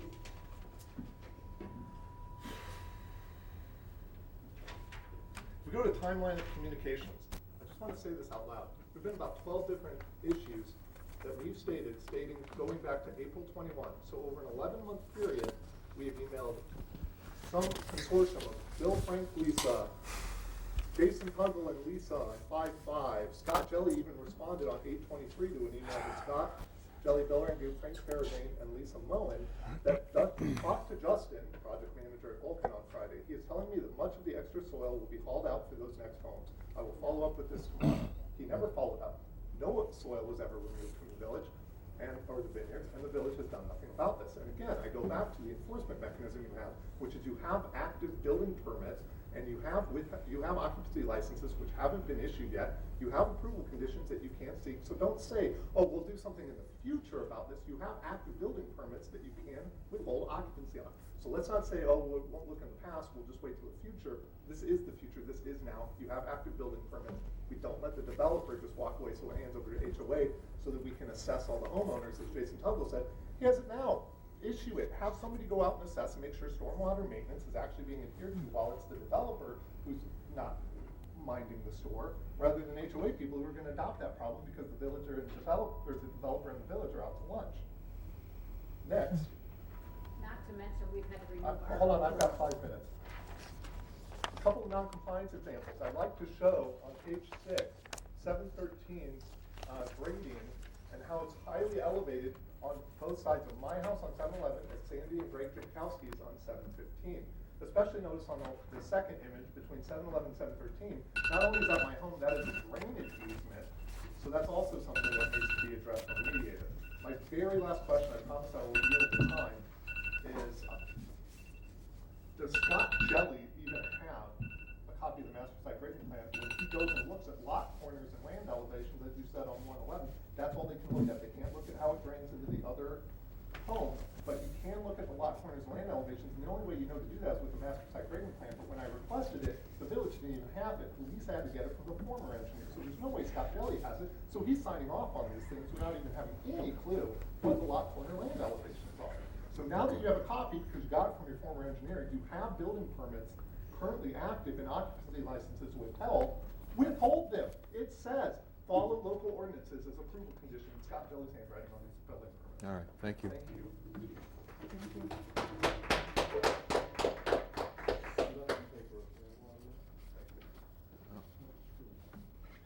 All right. Is there anybody else that would like to speak? I think they're gonna hold for questions, and then I don't know that I'll be able to respond to those particular things, but, I think that falls more under the enforcement of grading plan, chapter 16, so. But I thought that's what you were here for. So I'm happy to respond if there's nobody else who is, okay.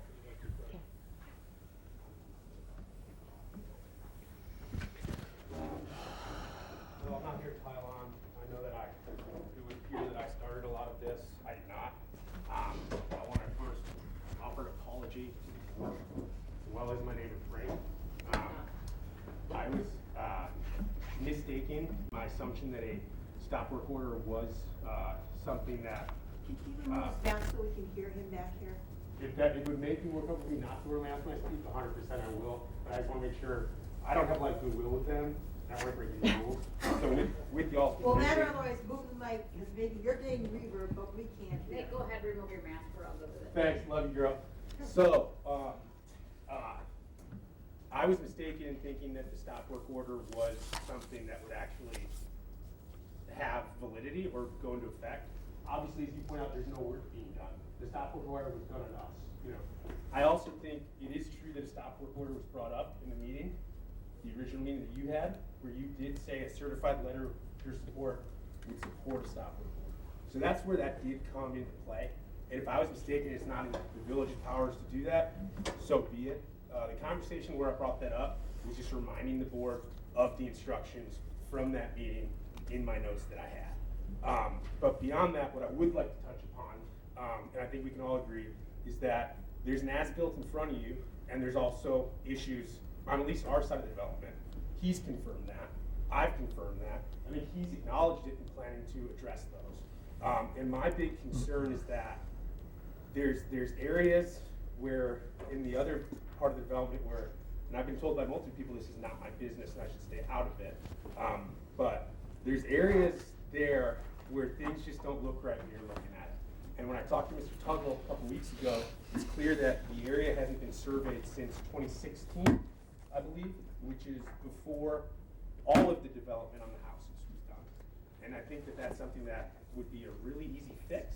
And if there's no problems, I think that, you know, it would prove that there is no issues with development. If there are issues, I think it would give you guys something to really look at. But at the end of the day, a stormwater plan is great when the water goes where it's supposed to. But the one thing that we do know, right, is that these people have of water in their basements. So water's going where it's not supposed to in some way. And I don't know, I'm not saying it's Frank's fault, and I'm sorry if it ever came across that way. You're not building these houses. I know that for sure. And I'm sorry how this has impacted our relationship. I'm sorry it's impacted the rest of our relationship. We do have some other broad issues that kind of fit in to the administration and oversight of development.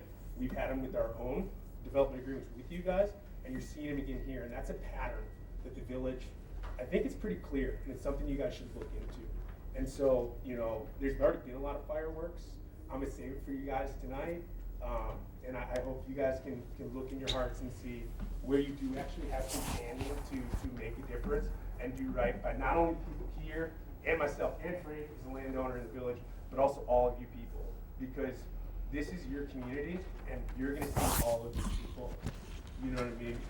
And it's a shame when neighbors aren't neighbors. So thanks for at least putting in the effort to make this happen. I gotta be very frank, I did not think that we were gonna have open dialogue. I did not think that we were gonna have access to him. I did not think we were gonna have access to you. So this is already a step in the right direction, but steps are only steps. And you gotta take a shit ton of them to run a marathon. So good luck, guys. All right, thank you, Nick. Thank you. Thank you, Nick. All right, is there anybody else that is here that would like to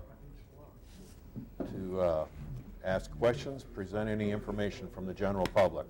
Can I just ask one question? Jason, is this, when is this map from? This is from 2015 approval. So this has not been updated since? Like there's still the other 22 homes that are. All right, this Oh, was. We're good. yeah. All right, thank you, thank you. Is there anybody else that has not spoken at this time?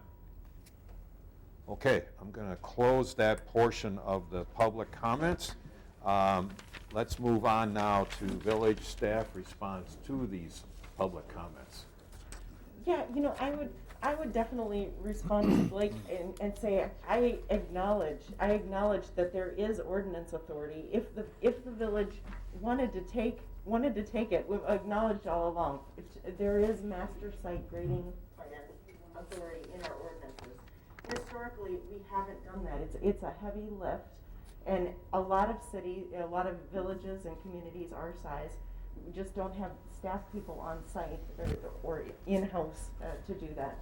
One of the reasons I had such a strong response to the demand about asking when this open records response would be, would be responded to, is that there is a heavy lift right now on the staff that we do have, just trying to manage the day-to-day.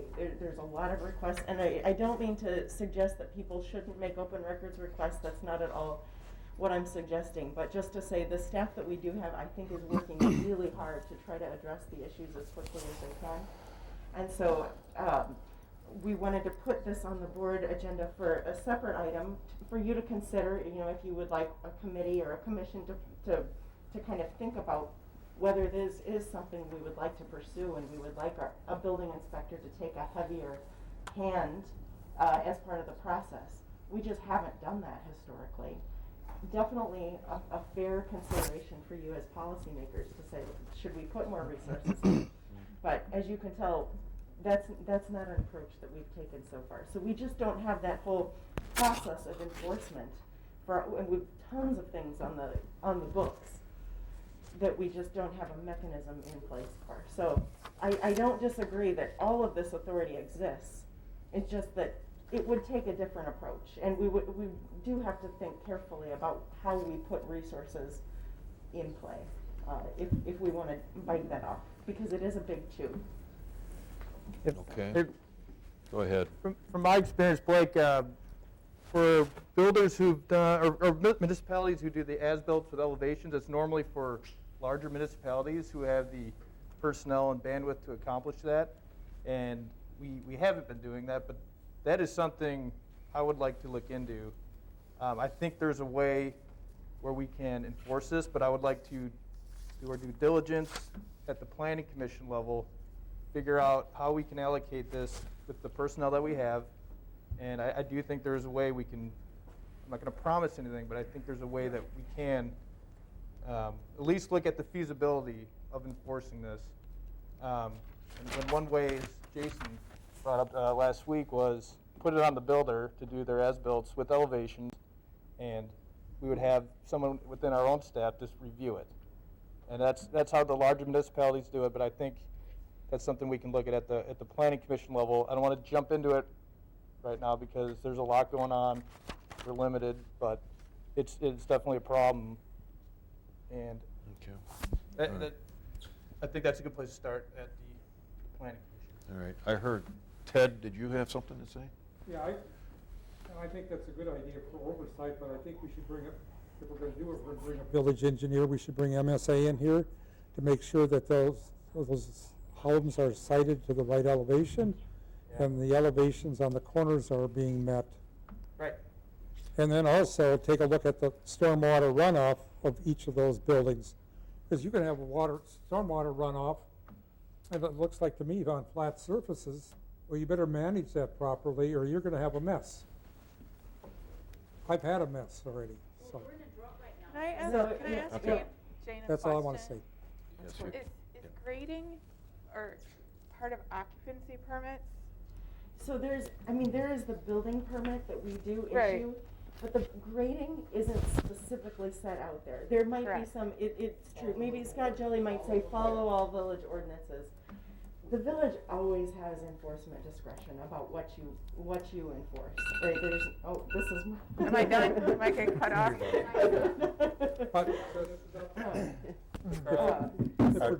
Continue on, Jane. My understanding of an occupancy permit, because I know that's come up in conversation, is that occupancy is really checking for livability in terms and danger and code and issues. But I've yet to see occupancy be grading issues, and again, some of the issues that are brought up because they're behind walls, because they're just not part of the occupancy permit, and I see that being used as in conversation as that is, the reason why we shouldn't have had an occupancy permit. But I guess from my experience, occupancy permits aren't actually even looking for those things. They're not at that level of an assessment or an inspection.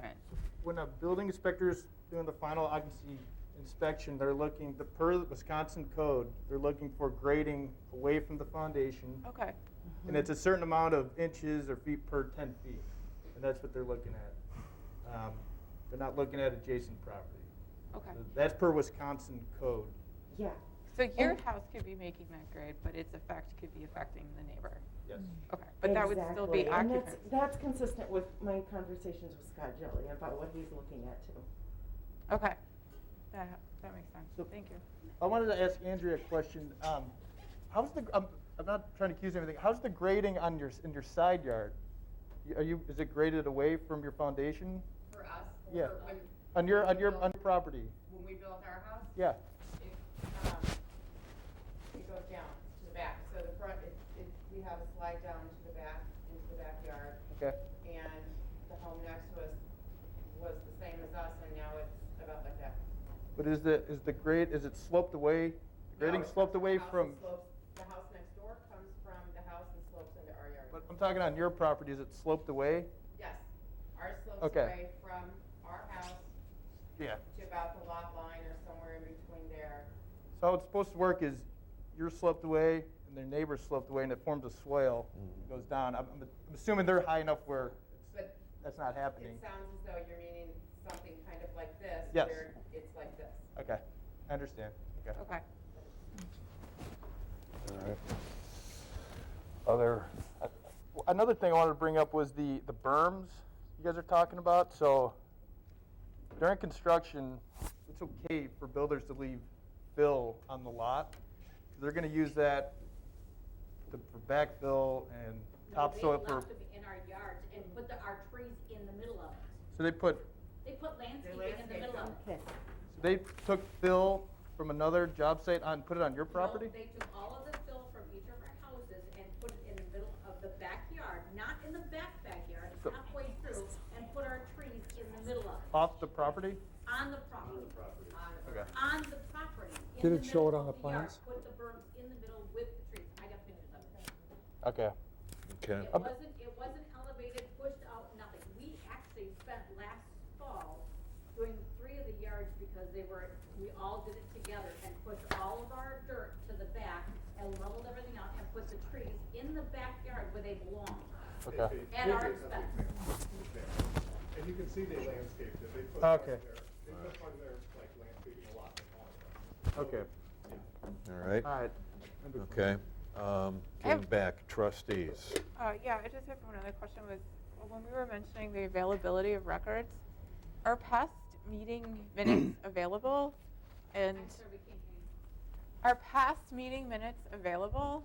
I know that there are open records. I don't know if. And we do have some on our website. I might, Yeah. but those went back several years. Yeah. They should be back several years. So is it a website access issue, broken links issue? Is there some reason? It's kind of like, it gets pretty dicey after. We can go 3 or 4 months. and After that's all you get. You 2020? can't go back. Even 2020, some months. You I can't get anything up. I get a blank screen. You gotta scroll down. So, could- Okay, all right. Is that, okay, we'll go to actionable items. Oh, boy. Yeah. Okay, thank you. All right. What? Yeah, go ahead, Chris. I would agree with what Chuck is saying, and I'm encouraged, Jane, by what you're saying about, that we do have more say in this, and it needs to be examined. Yeah, I mean, from where I'm at, I guess if the final permits haven't been issued, there might still be an opportunity for us. But I know that we did some work here just recently on that $2,000, but that's not going to make any difference here with this because that's for Yeah. permits to be pulled in the future. Right. So we're enforcing the right-of-way permit, but that's in the terrace ways, that's where the curbs, make sure your curbs aren't damaged, your sidewalks aren't damaged, the driveways are appropriate, and they're not, and the trees and the sod and all that, that's handled right now. So they're not gonna be, But there are COs that are being issued in our subdivision that the hot water's not hooked up, the water's not hooked up. You cannot issue a CO, and that's on your inspector, who is representing you guys. And I can tell you 4 houses that have been issued a CO that have not had the water hooked up, the dishwasher's not hooked up, the kitchen sink's not hooked up, the hot water heater's not hooked up, the furnace is not hooked up, and they still get issued a CO. And they've had an inspector That's come an issue. in, and then they get told, we can't do an inspection because your house doesn't occupy a CO. Okay. It's all on your inspector. All right.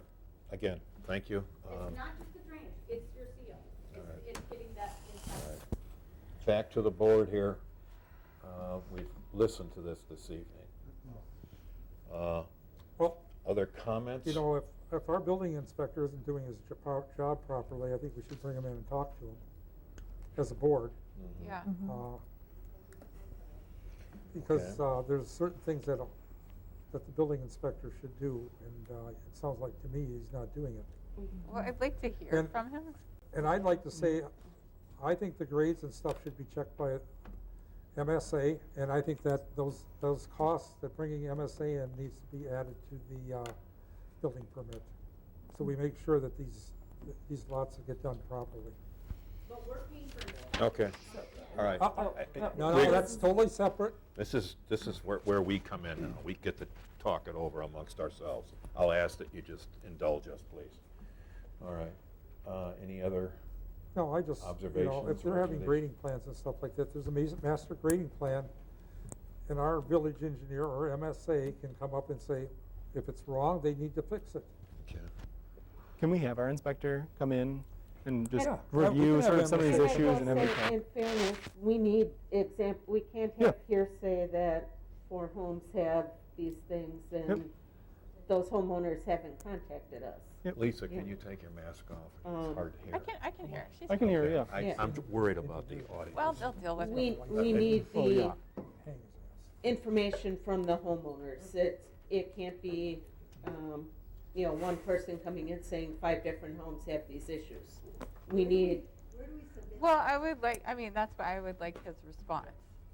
Sandy, Craig, and I are here, we are the homeowners, we emailed you in April, in August, on February, the day it was happening, we are telling you, like, that's what I'm saying. Oh, She's I'm talking saying- specifically to the I'm idea saying that the there's occupancy permit, Right. not the grading issue, because. But that's part of the occupancy, that's what we're saying, it's part of the occupancy permit, that's where you have this is where you have the enforcement mechanism. They're in building and we're telling you to withhold or stop the building permit. To answer your question, yes, we can absolutely have the building inspector come in and address this. If that's a future agenda Yep. item. And maybe we'll bring MSA in at the same time and have a discussion with them to be our village engineer. I would Okay. agree with that. Well, we've heard, everything is televised, so we can go back and we can That's try, right. let's look at the tape and make sure we've got the questions. All right? Can we be involved in that sit-down meeting with the inspector, so we can, all the residents can be here to address the issues? Or at least information on where those specific homeowners who do have issues. We can address that too? Maybe do Yeah. a special session just for No. that. I think what we're talking about here, I think the motion that, it's not maybe a motion on the table, but I think the idea that Trustee Franklin was floating around is the possibility of sending this to the Planning Commission to flush it out and see if that makes sense, if they could make a recommendation to the board. So maybe that's a starting point for this discussion about how the procedure should go. Was that a motion, Chuck? Yeah. I will second that motion. This is the response section, and my questions start on page 9. Since you only gave me 5 minutes, you guys can do it, answer my questions. So I don't want to move on to the response section until my questions starting on page 9 are either answered, or if it needs to go to the building inspector meeting that you need to have. I'm okay with that, I just need to know which questions are going to the building inspector, which ones you guys feel like you can answer tonight. If you can't answer them tonight, that's fine, I just need to know which ones to follow. And we have inspector questions too. Okay, we're not going to be able to give you responses tonight, so it'll go to the building inspector. Yeah, we can't. But this is the response section. Okay. It'll go back to the building, from what we've got here for a motion, and we'll bring it to the Planning Commission, and then those questions that are unanswered can go to the Plan Commission. We can't be answering this. We can't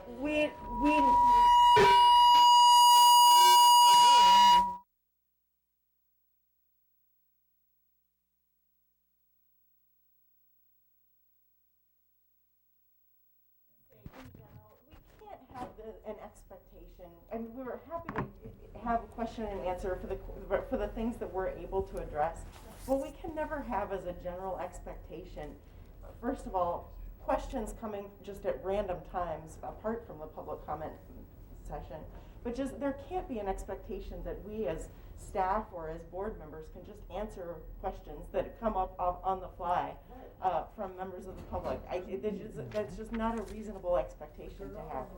I submitted this to you in writing. You guys said I only have 5 minutes, which that's not a reasonable expectation either. I have more than 5 minutes to tell you, and I said, that's fine, let me just leave you the questions and you can answer. All I'm saying is tonight, if there's anything you don't think you can answer, say, I'm looking at this one, I hear you, I acknowledge it, but we're gonna follow up.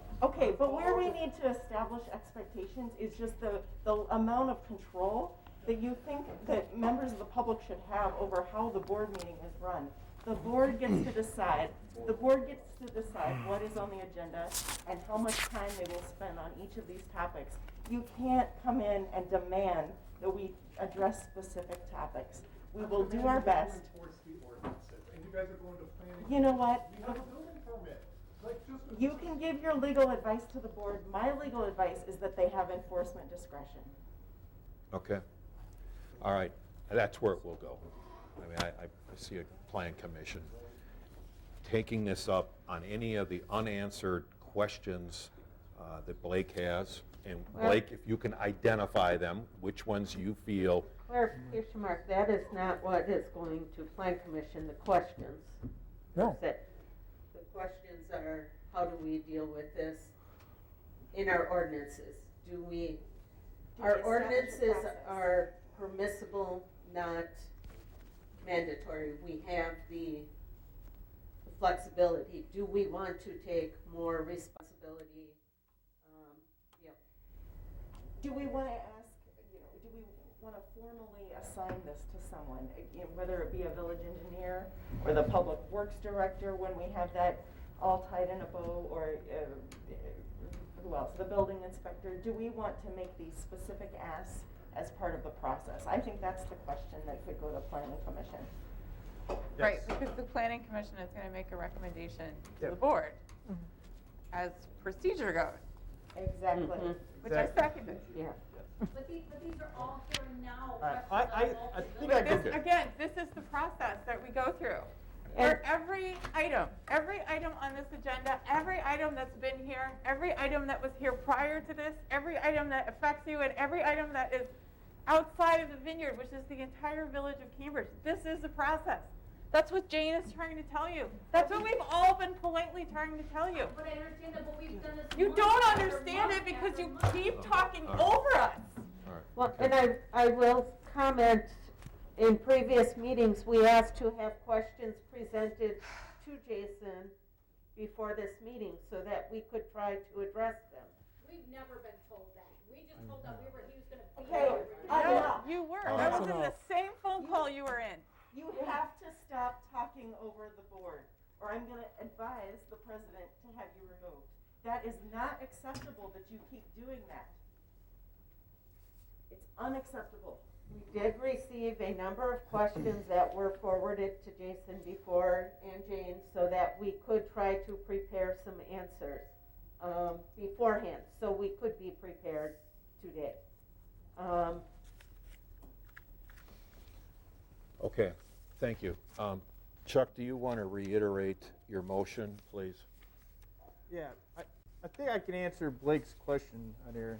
Well, general public, let's not identify single individuals. All right, so this question on page 9, did the village engineer or building inspector note the non-compliance of lot berms for lots 23 through 30 prior to issuing the occupancy permit? So, like I was trying to say earlier, it is in our ordinances, and like I said, in my experience, smaller municipalities do not enforce those because they don't have the bandwidth. They kind of, if I'm not mistaken, they leave it up.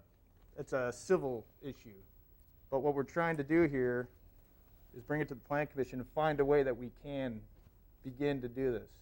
But you can't do it on the fly. We got to go through the process and procedures. So. In the meantime, given the urgency of Sandy and Greg's property, my property, and having reported to you, I accept that. The only condition I would say is temporarily can Scott Jelly bring the master site grading plan out since he's already going to be looking at elevation just for 7/13.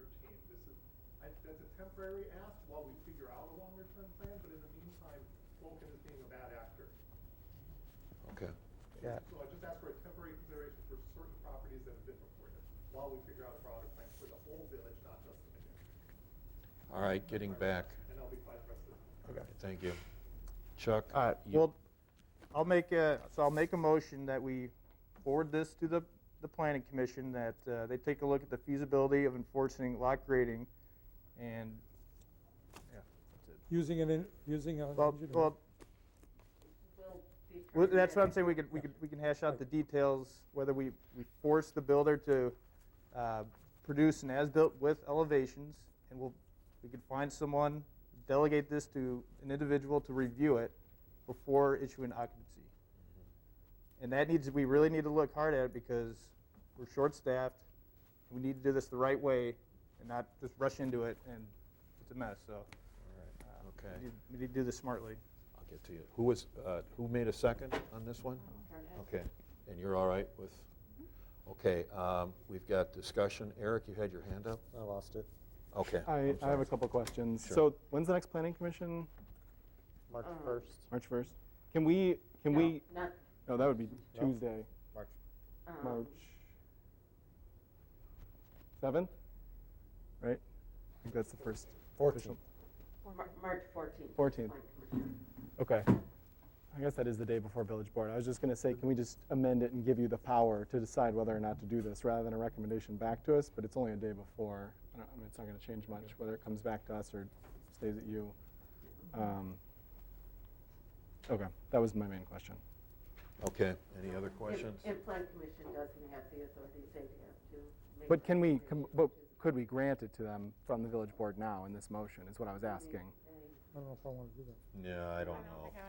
I mean, it's the day before. That was my concern, No, is and timing, it's but not- a day before is not going to change It's much, not, so. that's, oh yeah, it is the day before. Yeah. Yes. But I think that there's members of the board here that feel a sense of responsibility, so we're ultimately going to have to opine on that or vote on that. Okay, so we've got a motion and a second. Any other need for discussion on this point? All those in favor, please signify by saying aye. Aye. Aye. Opposed? Okay, it carries.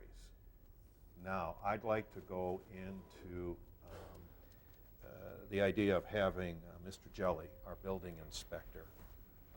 And this is just discussion. Does it make sense to bring him in or to bring him to the Plan Commission to be talking about some of these concerns today?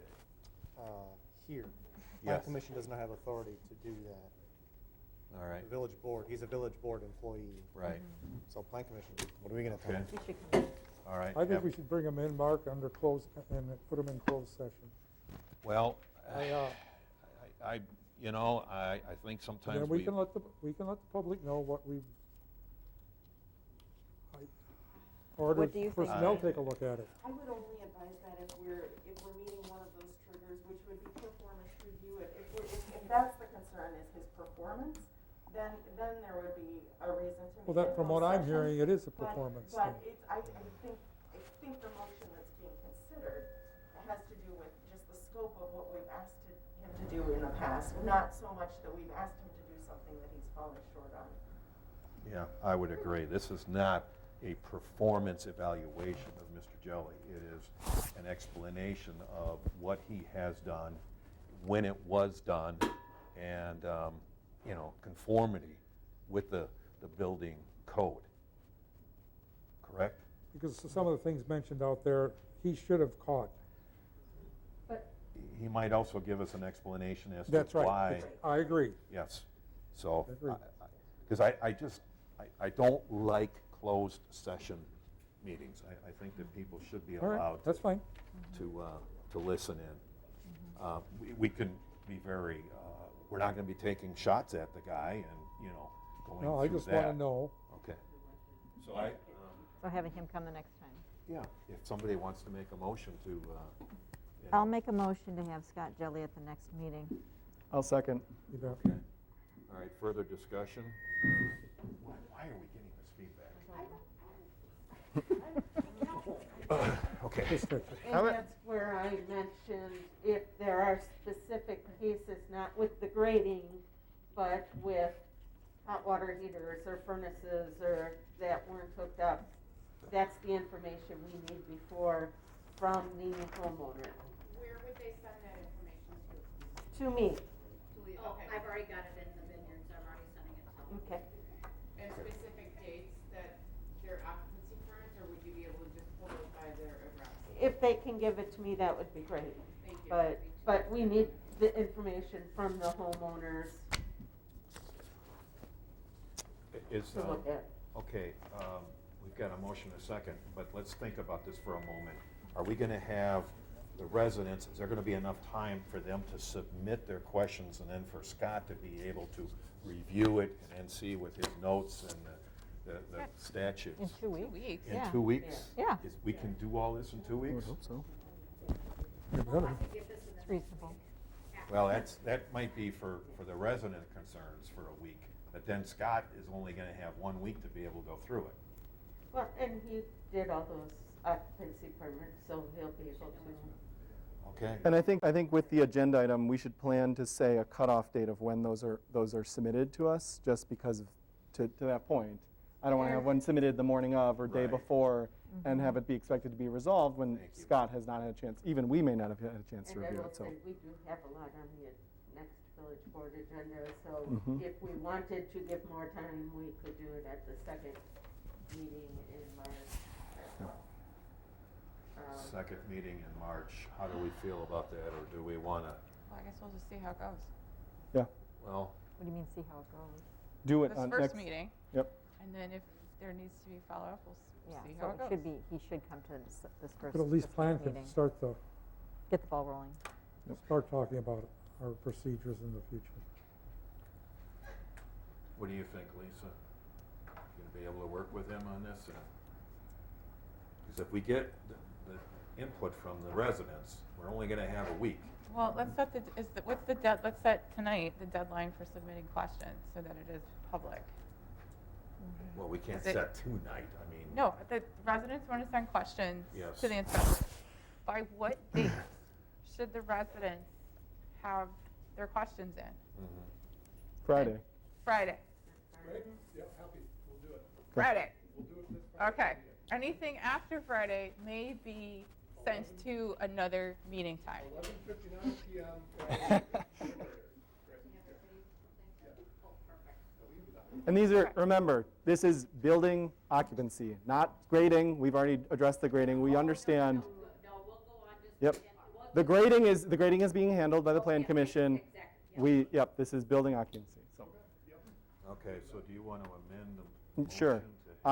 So my motion is, the village board is requesting our building inspector to present to us his review of public concerns submitted by this Friday regarding building occupancy related concerns, yeah. I'll second. You made Oh. Well, I Oh, I'm did sorry. actually, but that's fine. Chris, Yeah, you had to I do did, but Don't worry that's about fine. it. Wyatt put it more All right. completely. You're willing to second that? Sure. Okay. Okay. All right. Sorry, you did. No, you did. Is there any further discussion? contingent that I have to check with him to make sure he's available. But, Okay. And you can do that tomorrow? yeah, I can shoot him an email. All right, because if it cannot be done for whatever reason, I think it's only fair that we let the residents know by no later than the end of business tomorrow, if this is not gonna work. All right, but we're making this subject to Scott being If here. you can't make it, can you at least respond to you guys in writing by the 14th, even if you physically can't appear? Because building permits it's happening. Yeah. Vulcan's gonna continue to not remove excavated until we can't push back meetings. We have to get a resolution quickly. The only problem with that is that we end up speaking for him, and, we don't have that technical background, so. That's fine, but maybe not for the meeting, I if do. you can't make it, but for you guys, so that you can keep the ball moving, because I don't want, Okay. you guys have to keep the ball moving. All right, I understand. Let's go with getting a hold of Scott tomorrow to make sure that these dates are gonna work. And then we can go from there. All right.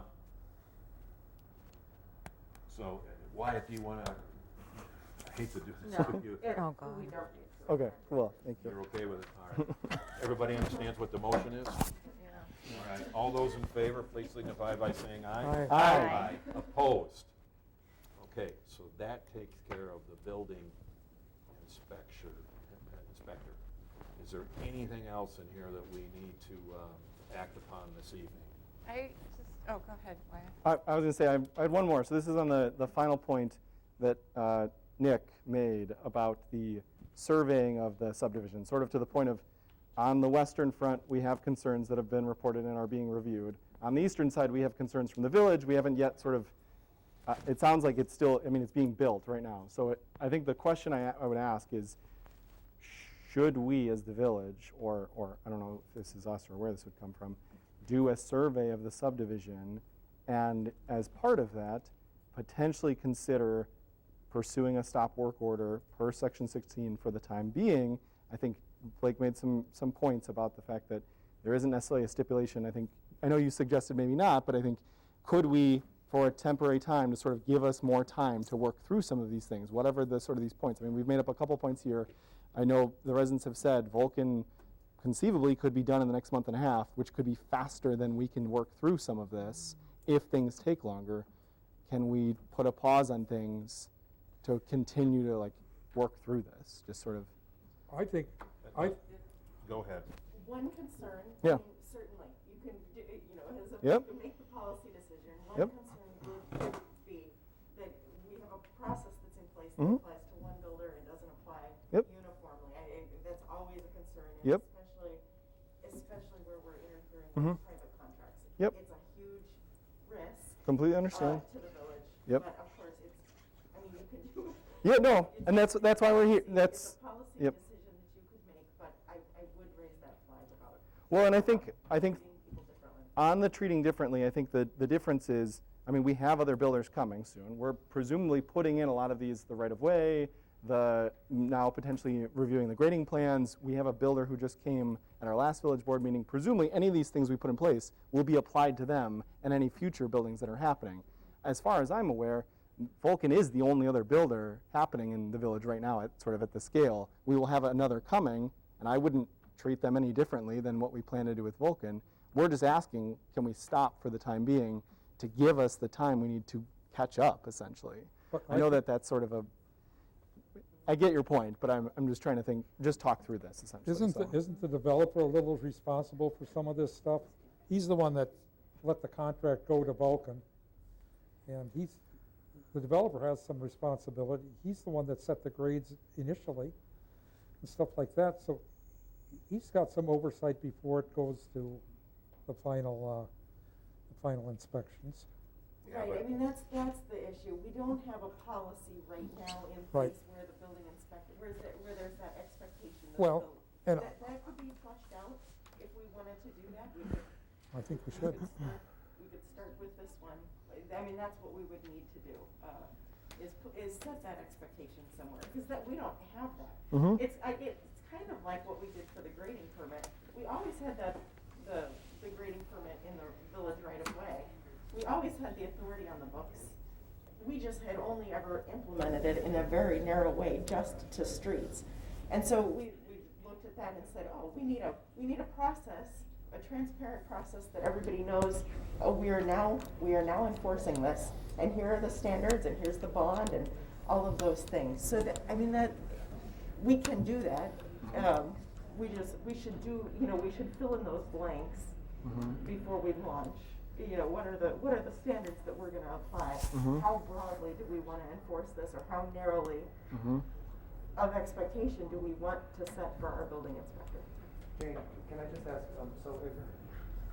since we don't have a bond like we would have for these ones that are pulling new permits, the existing permits, would we have the ability to withhold a COE, conditional occupancy? Would that be our leverage at this point? Is that something we can do, or is it they were issued the building permit on that premise of those are the rules then?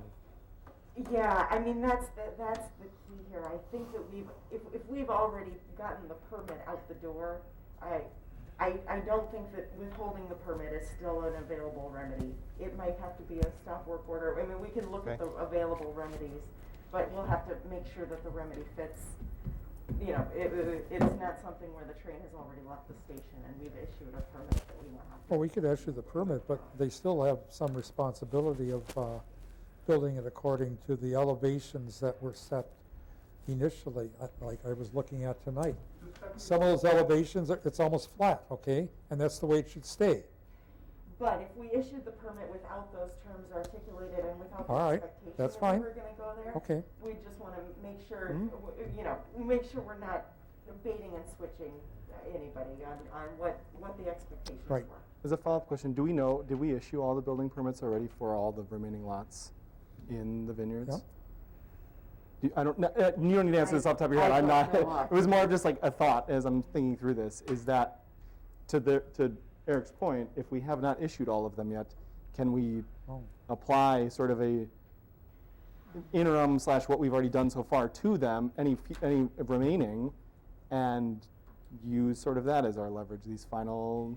We can. Okay. We can. We just want to go in with eyes wide I open. understand. That these are private contracts, Yep. and we are, as the village, saying, okay, we're going to apply new standards Yep. to these private contracts that we didn't apply to other contracts, and just Mhm. be willing to, Understood. Yep. go in with eyes wide open. We could do that. I understand what you're trying to do, Wyatt, and I can appreciate it. I also think that we are putting ourselves in a very precarious position if we start doing more of Understood. these stop work orders, unless we are absolutely, without any hesitation, convinced of it. And I'm not sure that, we want to be taking that on, because we are obligating all of Cambridge. Mm-hmm. Understood. So I wouldn't be in support of that. I just don't want to see us doing that again. You, as the board, get qualified immunity where you're following the standards. This is why I wanted to be very careful to say no stop work order authority right here, because we want to make Mhm. sure that we have followed the standards, and Yep. we have. There could be other standards that Mhm. if we were to develop a process, we could Mhm. effectuate those standards and make Yeah. them take place. I just want to be Yeah. careful to protect your qualified immunity Yeah. by making sure there's a process that we're following. Understood. So I think then I'm not ready to move forward with that. It was more the question. I think then what I would ask is, for our next meeting, sort of leading up to the building inspector coming, having sort of you also review these requests submitted. Is there anything within them that would fall under sort of this section 16 to give us that authority leading up to that next meeting on the 14th, as well as, another thought here, any building permits that have not yet been issued, just knowing if there are any that have not yet, and then we can sort of make the decision of do we apply these new standards or not at our next meeting. So we can't necessarily. Suggest the building permits that have been issued, where they have approval conditions, and then you guys review what those are. So one of the other issues, even if we do, let's say we have a trigger and we can move forward with it. It was Blake who was here months ago with the information that a similar situation had happened in Roscoe, Illinois. Correct? Yeah. So I called Roscoe, Illinois, and thank you, Blake, for that, because it's incredibly helpful. And they have a different issue, but it was a municipality issue that did set a trigger and set a stop work order, which set a 3-year lawsuit between the builder and the village, even though the village was, and it's arbitration, right? So even though that was arbitrated out to however party was correct, even if we set that trigger, because it's a private enterprise, we open up the village to a lawsuit as well. Yeah, I completely understand. We're putting the weight of this concern on the rest of the village, essentially. I understand Right. that. So I just wanted to say that. I mean, that is Mhm. a concern, even if we have the trigger. And I want, this is public record, that is the burden that the village has to go through, which is a 3-year lawsuit that ends in arbitration, which still may not be to the village's benefit after all of that legal work. It's a great point, and if I failed to make this point, if I failed to make that point earlier, there are other remedies that private homeowners could have, private remedies that they could bring in circuit court against their builder. So it doesn't. I don't want the village to ever feel like the weight of the world is on your shoulders. If you don't do something, there is nothing that can be done. I don't think that that's true. And so to the extent that narrative comes across in some of these comments, you should know they have other remedies available. Yep. Okay, so you're all right. It's not always the Pass on village's that one. responsibility. All right, any other? Oh, I did have a question. I'm sorry. So again, to Mr. Sullenberger, it's been a busy night, but you had mentioned some kind of immediate mitigation that you were looking for, and I didn't quite understand your point. Was that to check the approval conditions on the building permit issued for 713, where there's a drainage easement in between my property, 711 and 713, where I show you the visual lines where they're off. And that's page 6? Yeah, let me open it up. Sorry. No, it's all right. Or page 9? 9. Those, Page 6, yeah. Okay. As well as 713 and 715, which is Sandy and Grace and Kelsey properties. That's also relevant because of my timeline communications. I expressed their direct, because you said the direct homeowners have to make their claims.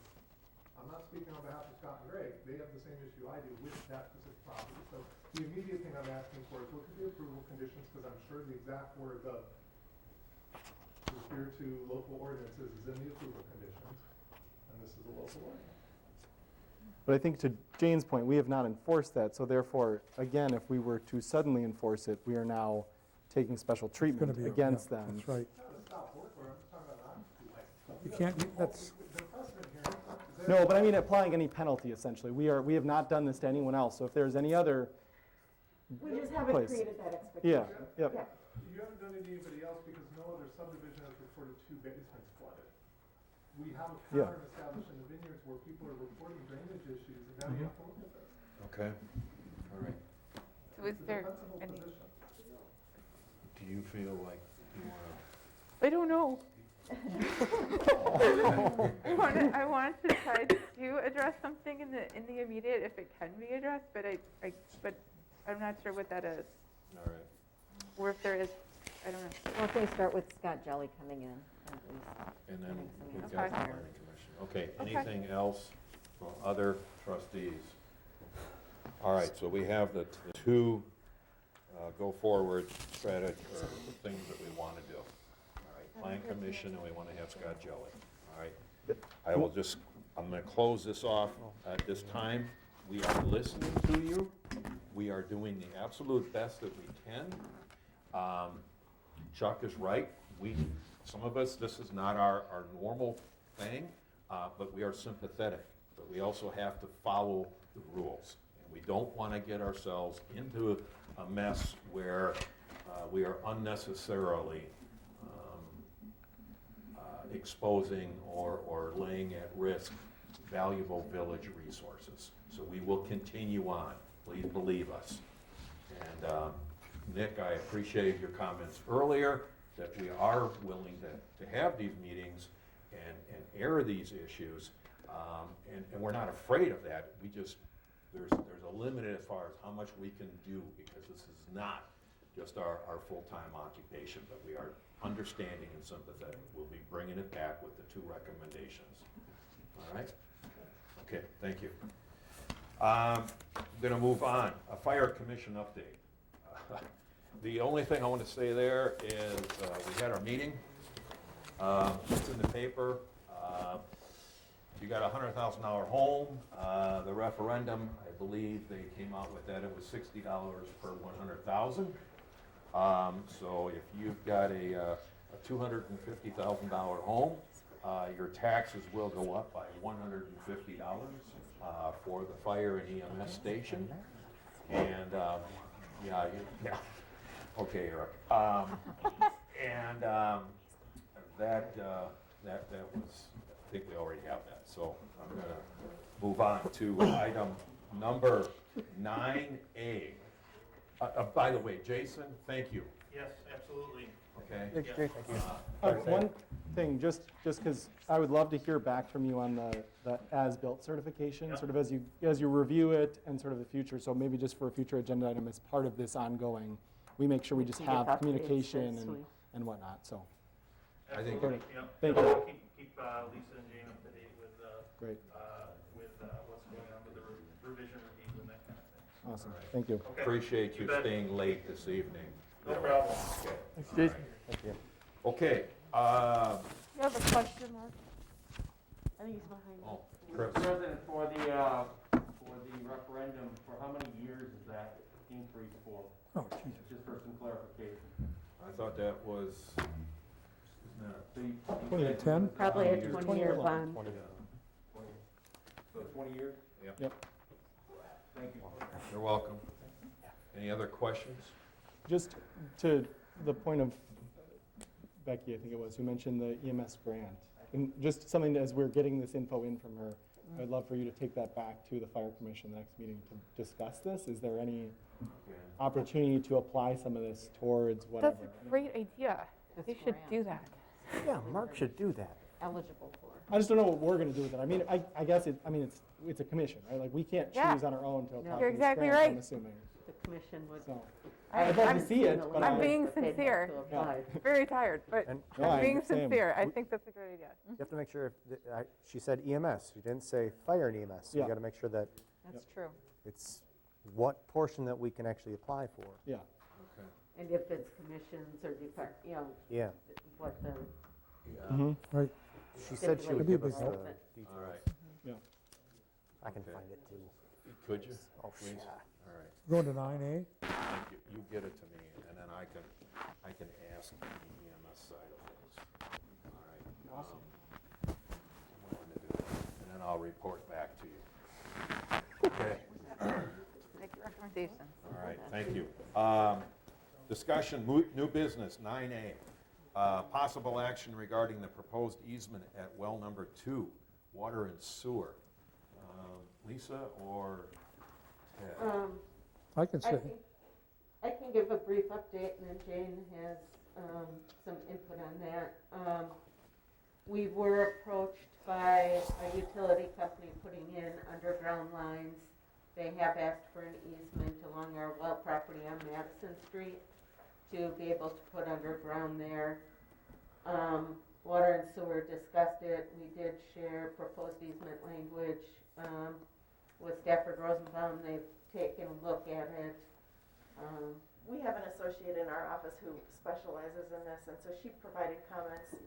We just got this late last week, and so it just as of today, our associate and Steve, we're still working out the final details. So what we recommend tonight, I don't think there's anything that's a deal breaker there. So if we could just have an approval subject to attorney review. Yeah, because we decided there wasn't any utilities in that area on the east side of the property, and give them the go-ahead to use that area for the easement of fiber optic cable, I believe. Yeah. So, Hot Mark. Yeah, I know. Mike. You want to disconnect this, please? Want to We're sing a still song, getting or- feedback. I can hear it a little bit. well, you got sensitive hearing, I guess. I don't know. Oh, yeah. There we go. Wow. Anybody else is going to be Was that talking it the yet whole this time? evening. I don't know. That one? Okay, we were talking about the well. Yeah, You weren't you listening, missed though. it. The attorneys have reviewed easement language, and there was some back and forth with the utility company today. we think we have a the workable recommendation is approval upon final approval from the attorney that the easement language would be Okay. good. Do we need a motion for that? Yes. Anybody I'll care make to a motion to, I'll make a motion. All right. Ted was. I was going to make a motion. Oh, I'm sorry, Ted. Ted. I rescind my motion. Make a motion that the utility company can have a 6-foot easement on the east side of the property to, I believe it's for a new fiber optic cable that's going to be run to those back homes back there. Okay, And I didn't have a Contingent problem upon with that. final approval. all right, By we the have a attorney. second? Yeah. I'll second. Okay, you did it, Carla. Carla seconds. Further discussion? All those in favor, please signify by saying aye. Yep. Aye. Okay, moving on. Item B, possible action, discussion regarding amendment to owner-engineer agreement. Again, the water, recommendation from Water and Sewer. Yes, and if you want that, I can take it real quick. I did forward this to you yesterday. The Water and Sewer Committee has been looking at the SCADA system and the need to upgrade it. And the decision was to include it in the well number 3 project to update for well number 2 and well number 3. So this would amend the original agreement for the well 3 project to include the SCADA system. And I think then we can order the SCADA system as soon as possible, isn't Yeah. it? Because we want to, because there's a long lead time on Yeah. these systems, so Okay. we're going to get it moving. What was the dollar amount again? Around 100,000. No.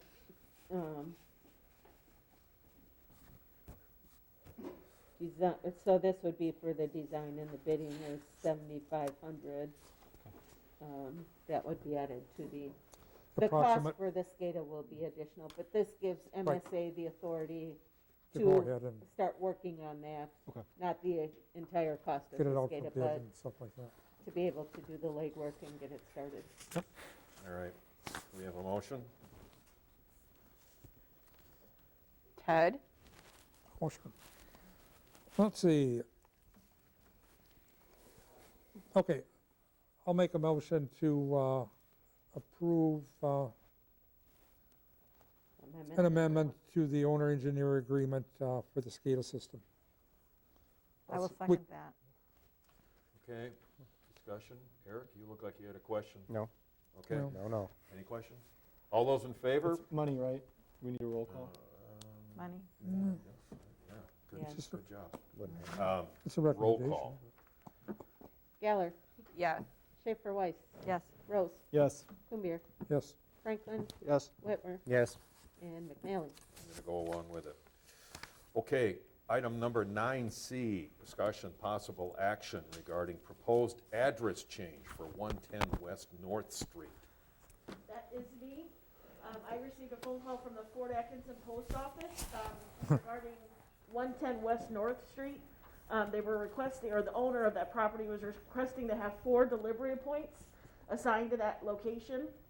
And I've kind of taken addressing under my wing a little bit, but if you look in the packet, there's the picture here of the house that's facing the West North Street, and there is no door facing that. And I was told by anybody that anywhere the front door faces is to that street.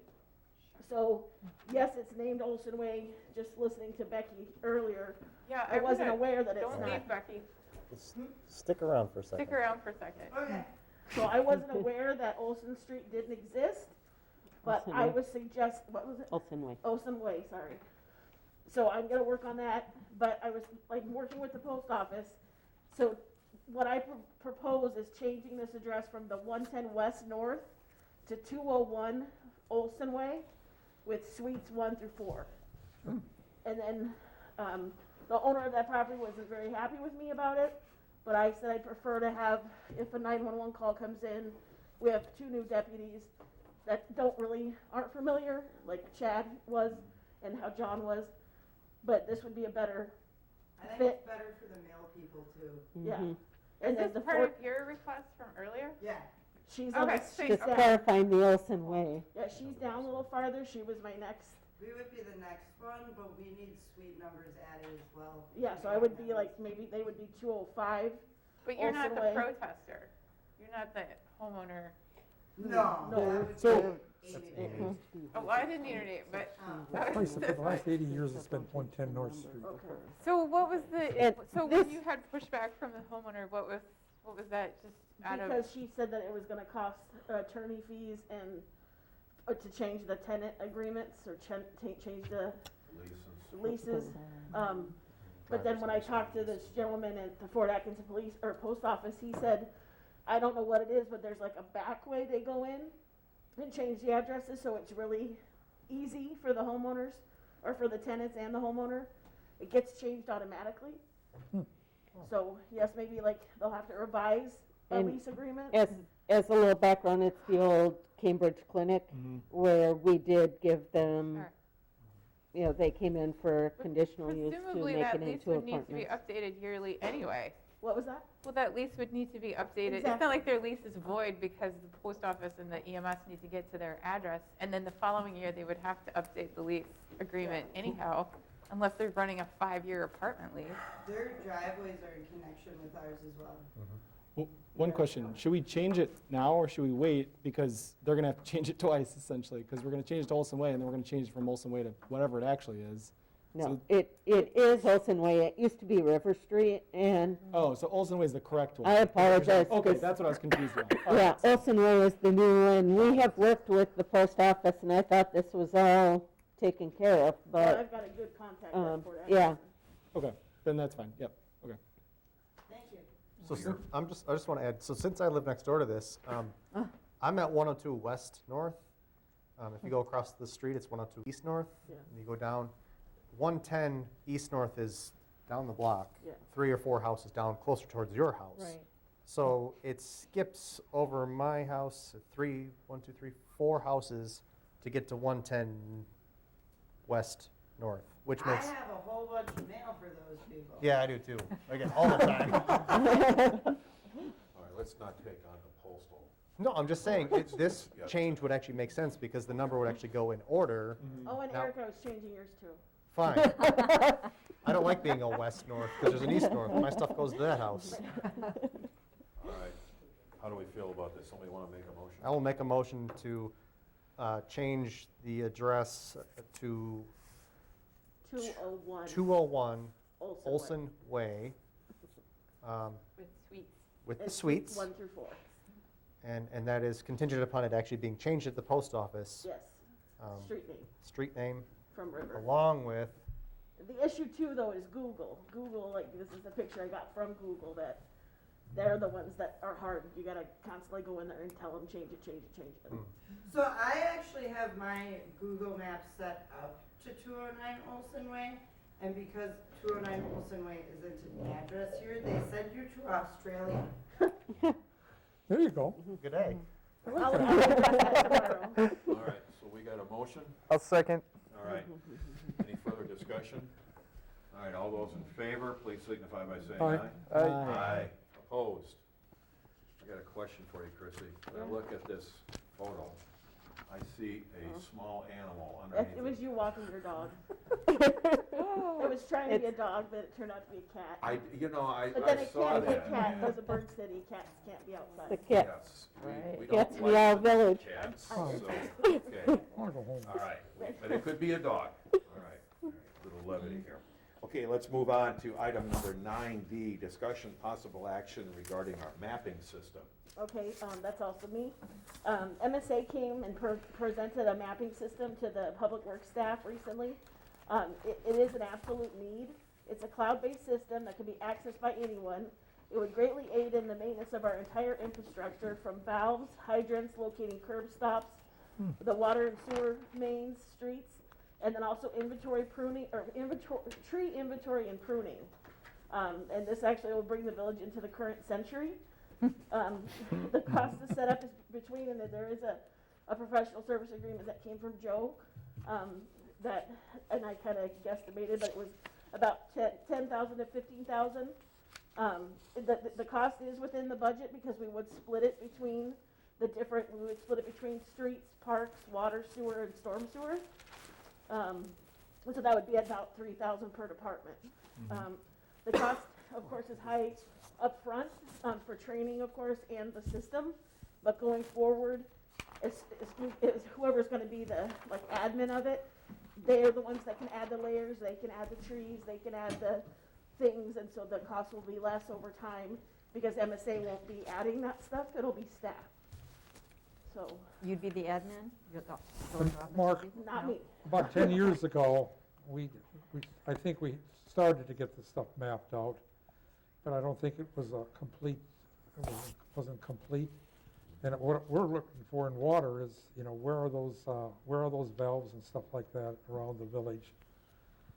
And also the sewer mains, we'd like to know, And then it keeps track of when they were televised, things. like when they Absolutely. vetted and because Meter change-outs. meter changeouts as well. All right, what is this mapping system, what's it gonna cost?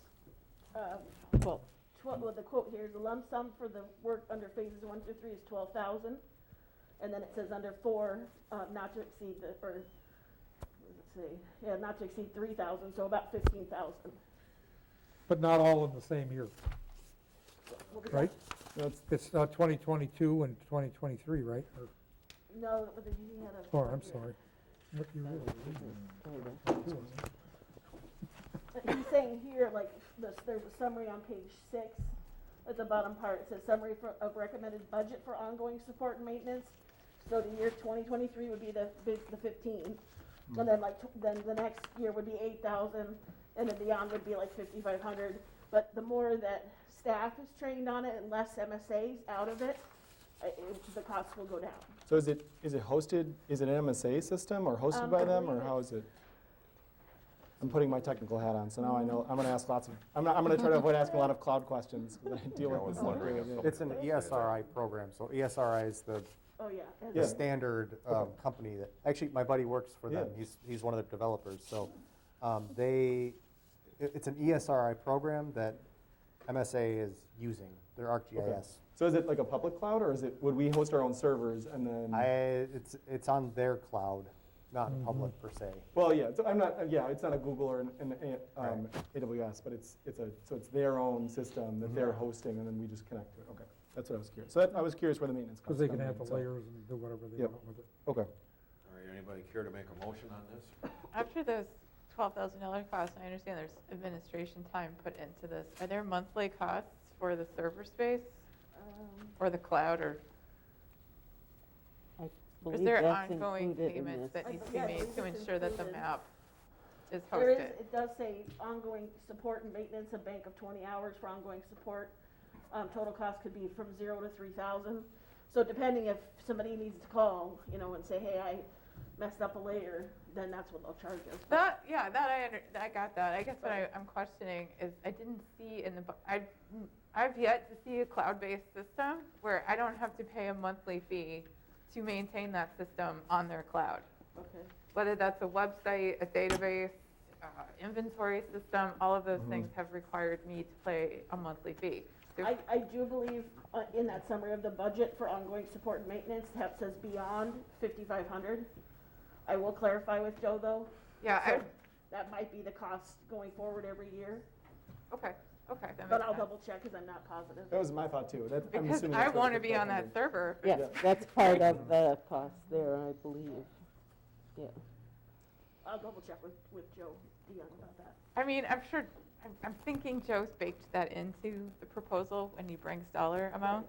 So I may be line iteming something that's included in this budget. He says here, user costs are not included with the contract with MSA, so those costs are paid annually directly to ESRI. Okay. So $350 per field worker user, $200 per editor user, $108 per viewer user.